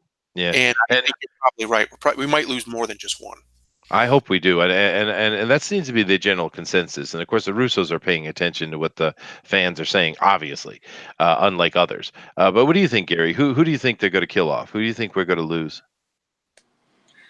Well, it just seems to me that they're going to kill everybody. Maybe they might bring some people back, like probably Spider-Man or something might come back because he's young and stuff. But it seems to me like that Iron Man's going to die and it's going to be awesome. Not that I want him to. I love him. Captain America, I feel definitely is going to die. Yeah. Thor, maybe. Maybe. I think that a lot of them are going to die, and maybe a lot of them are going to come back, and I don't know how they're going to do that. Yeah, no. Actually, if they had the cojones to actually kill off pretty much everybody, that would be epic. That would be epic. Spider-Man's definitely coming back because they don't really truly own that IP. So I'm sure that Spider-Man will be back. But and I think it's kind of would be nonsensical to actually kill Thor. But everybody else they could take out actually. And if they took out, we know we're going to see Vision come back, but if they took out the Scarlet Witch, for instance, that would be interesting. But ooh, what about Scarlett Johansson? What about Black Widow? Ooh. Honestly, she's the one who first came to my mind. She's done great. I think she's fine, but she could go. It wouldn't. I don't really think she's necessary going forward. Yeah, but Um, what about the redemption arc, right? Well, if Thanos kills her in front of the Hulk, and the Hulk just goes off, and he's really the one that gets Thanos in a position to get defeated because of his rage. Oh, that would be awesome, dude. Well, that would be, it would make sense because remember the whole love story that came out of the blue, where Mhm. Yeah. she's the one that could calm him down. So she's ultimately going to be the one who'll enrage him back into the Hulk. Maybe. It could be that. I mean, Well, they could do something. Hulk. go ahead, Maybe we'll Gary. see him. Well, they could do something really cool. I feel like they've sort of haven't really used Black Widow very much. She's almost sort of like just this character that's there, but she doesn't really have this strong presence. And it's obvious because she doesn't have her own movie. But they kind of soft play her or whatever. She's not really super strong. Yeah. But if they were to really they could bring a thread, and I think they're going to, because even with Hawkeye, The things that I've just a little, in the trailers and stuff, seeing Hawkeye coming out as Ronin, that's Mm, exciting to me. it is. And then bringing up these characters, and maybe even Black Widow's character could do something like, I know how to get Hulk back because Hulk's having a problem right now. Maybe she puts herself in a situation where Hulk, Banner is watching, and Mhm. she lets herself, not that she just stands there, but she's up against something, and then he blows it. That would be cool, It would and be then cool. it would give But some substance to her character. it would. And but there's been a lot of hinting that we're going to get Professor Hulk in the end game. So Yeah, that's a very different approach, right? yeah. Uh, Grimlock King 83 says they should kill off Danvers. She's not important. I agree. They should kill off Danvers. Well, in Well, I my mean, mind, if she doesn't die like in the first 30 seconds, like Thanos would just snap her out or something, I don't know what I'm going to do. If she right. ends up becoming the hero of Endgame, I can see why the Russo brothers left. Yeah, well, we know something happened. We don't know why, because those guys are professionals, so they're not talking about things out in front. But we know something obviously happened because we know that Chapter 2 of the Marvel, the MCU is coming. We know that, and they're sitting pretty, right? I mean, who knows how many more movies we could have got out of them, but we're not getting them. So it's something went on, and like I said, it's really unfortunate. We had this conversation with Gary before, where you and I both agree it would have been really cool if they brought the actual Marvel, had done the movie with that, and had him dying at the end and her getting the powers that way. That would have been a great movie. But instead, they went with Kelly. It was a Kelly Sue DeConnick's version, I think, of Captain Yep. Marvel, which is, of course, this absolutely horrible character no one likes, right? Yeah. Because Captain Marvel, the female Miss Marvel, never was the most popular character, but she did have a little bit of love for her back in the 780s and stuff like that. And but they've actually absolutely ruined this character, and they just seem to be incapable of doing feminism right. I mean, we saw Wonder Woman done well a few times as a feminist hero. I mean, an actual women improving themselves type of feminism. But every time they try to make an actual feministic character, it's always beyond the pale. They always make them too male, right? And it's like they're not men; they're women, and they Mhm. missed this point, and they butched out Carol Danvers just ridiculously in the comic books, and of course the Brie Larson is very very happy to play that character because she's a absolute lunatic of an SJW. So I mean, did you see her interview with Chris Hemsworth, Gary? I did. Yeah, I don't wow, know right. how much of it is actually. I mean, she isn't a very I don't know even know why she's there. She's not interesting to me. She isn't somebody that I want to give her the benefit of the doubt. I want to like Captain Marvel, her role as Captain Marvel, and I went and saw it, and I tried to. I'm gonna have an open mind. And I went and watched it, and it was just sort of, they didn't have to make this movie. And I think the movie, in my mind, I know the movie's done terrific financially, apparently, if that's true, if they haven't bought the tickets themselves. Uh, but I think the movie would have been a really, in my mind, a lot better of a movie if they would have just changed the poster and changed the title and titled it Nick Fury, Agent of S.H.I.E.L.D., or Nick and Coulson, and then really played it that way, or Nick and Goose. That would have been a better, like, this is the movie we're doing, and oh, there happens to be a Captain Marvel, reveal in it. I would have liked the movie a whole lot better because the stuff that I liked about the movie was Nick Fury, Coulson, and the cat. Yeah, no, everyone's saying that the best part of the movies are everyone except her. Oh, and I like the scrolls.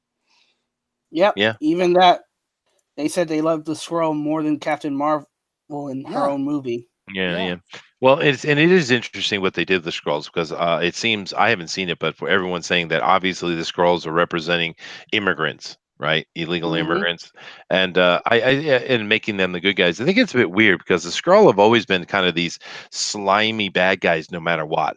Whereas the Kree, it depends on who's in charge. Sometimes they're this Romanesque totalitarian regime. Other times they're more helpful, and the Shi'ar can be like that as well.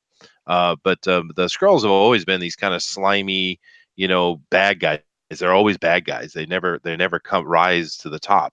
But yet in this movie, they made them kind of the good guys, or at least sympathetic, Yeah. right? Yeah. Which is Yeah. odd thing to do with the Skrulls, I think. Goose, Agent of Shield, yeah. I don't know, but it is unfortunate. We just have to ride it out with this girl. It's just if someone could just get her to shut her mouth, just shut her up. And I think it would be less troublesome because even if it's a mediocre movie, we've had a couple of mediocre Marvel movies, no big deal, right? But she just can't shut up. I mean, that interview, it just locked it in for me 100% because he is being as magnanimous and gentle as he possibly can be in that interview. You can see how hard he's trying to accommodate this lady. You can see it. Right.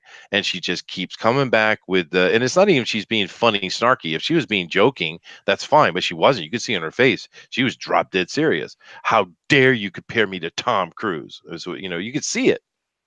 And it's like, that's a compliment. You do realize he's one of the most successful Hollywood actors of all time, right? But no, how dare you, right? And she did many things in that interview. You could just look at her face. She's not joking.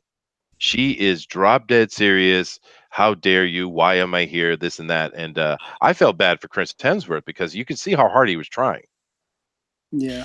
And I just don't know. I mean, and being just in all honesty, and I'm no fan of Brie Larson. I mean, she's just dull. I don't even get it. I don't know why she's in movies at all. But and I also don't like her comments that she makes and all that stuff. But in watching that whole interview, uh, it seemed sort of like they were just playing with each other at times, and it isn't like, or at least that you know, Chris Helmsworth was playing.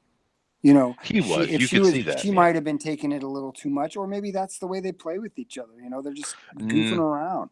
I No. don't think so. You could see from the facial expressions, Gary. I see what you're saying, and Chris was trying to keep it lighthearted, but no, you could see from her face she is drop dead. So that girl is beyond delusional. She's really Oh, up her own butt.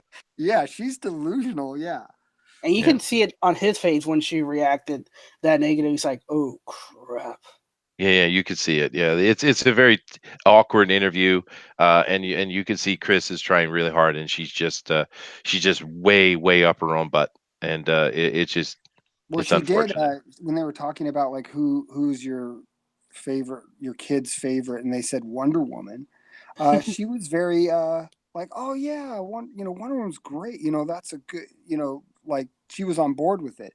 So I don't Yeah. think that I think that she's got a lot of things that are wrong, and I'm not a fan.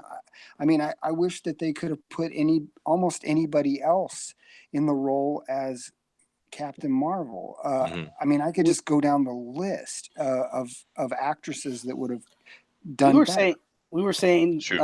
Emily Blunt, who played Mary Poppins Oh in this, yeah, Oh, she would have been would have awesome. been, Yeah, yeah, yeah, she'd but I been think great. yeah. Well, the thing is, I think they were thinking she's too old. But the problem is, even though I know Brie Larson isn't particularly old, she plays very old. yeah. Her face, and her. Well, no, she is. She looks really much older than she is. Whereas Emily Blunt actually is older lady, but she would have been perfect as Captain Marvel. Actually, Yeah, it's too bad. it It's a is. missed Well, opportunity. it comes down to the hotness thing that Hollywood is always doing. Who's the hot, right? And they gave Brie Larson an undeserved Oscar. Is what they did, and they do that quite a bit for political reasons. Because in that movie, it is the kid who's awesome, not her, right? That they gave her that Oscar for, and I think it's just like, oh, she got an Oscar. We got to have an Oscar winner in our movie, right? And I think that was part of it. Maybe her agent's connected. Maybe she's connected. Who knows? I don't know who her daddy is. But something weird went on because she's not the first choice, and usually, not always, but Marvel does a pretty good job with casting, I think. And she is an odd casting. It is true, but it is what it is. The only reason we're even talking about her is because we're really all concerned what they're going to do with her in the end game. Otherwise, she wouldn't even be on our lips anymore. But we'll see how it goes forward. I really have a strong feeling that going into the next chapter, or whatever they're going to call this next section of Marvel, that of course, Phase 4. we're well, we could, I suppose, but I don't know if it's more separated than that. You know what I mean? But I Mhm. think, but I know we're going to see a Doctor Strange movie again. There's a few things we'll see, but I really think we're going to see a lot of the X-Men, and I think they're going to try to approach it from a very different point of view than Fox did. But anyway, my wife is calling me, so I have to go over. They're having like a big old feast thing for the finishing the ceremony today, so they must be back from Psyche. So I'm going to have to leave. I'm glad I could come back and catch the end of this, guys. But nevertheless, this is always fun. We love Bunny Vision Movie Night. We know it's a smaller crew that comes in here and watches this with us, but that's all right. We have a good time. Thank you guys, as usual, for joining us. And of course, do check in tomorrow because we are having TFT, the Mandela Effect. The Mandela Effect. The Mandela Effect. It's going to be awesome. So if any, yeah, no, it's going to be fun. That's a great conspiracy theory to get into. It's got a lot of really interesting, quirky things to it. And if any of you guys want to be involved in that show and you have opinions on the Mandela Effect, then just hit me up down below and I'll put you on the show. Easy, dude. But that's tomorrow, 8 p.m. Eastern Standard Time. And of course, we have our normal schedule as usual going in next week. But other than that, anybody got any closing comments here, Gary? I'll start with you. No, just thank you for having me on. This was fun. This is the first time I sat in and watched a movie with you guys. It's cool. It is Thank cool, man. We love doing this. And why don't you go ahead and mention you got a project going on? Why don't you shield that a little bit?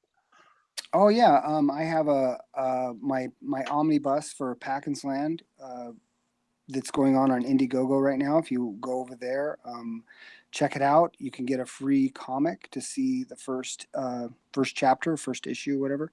But it's Sweet. 415 pages of adventure and fun, fun for the whole family. Very much like Avengers: Infinity War. No, Mhm. not like that, but fun. Nothing like that, but fun. Yeah. So Awesome. yeah, Yeah, and also definitely go check it out, guys. I do a YouTube channel, Mr. G Ship or Gary Shipman Artist Pro. Come on over. Absolutely. That's how I got into this. Is coming off of your show, actually. So it's your fault. It's your fault, Gary. I blame it all on you. I take full responsibility. There you go. All right. How about you, Thunder? You got some closing statements here, dude? Um, Not particularly. Mostly just I'm looking forward to Endgame. It is going to be my last Disney movie, probably for the rest of my life. No, come So on. I'm going to enjoy it. All right. I will. Yeah, it was great watching this movie. It's literally the best superhero movie of the last decade for sure, in my opinion.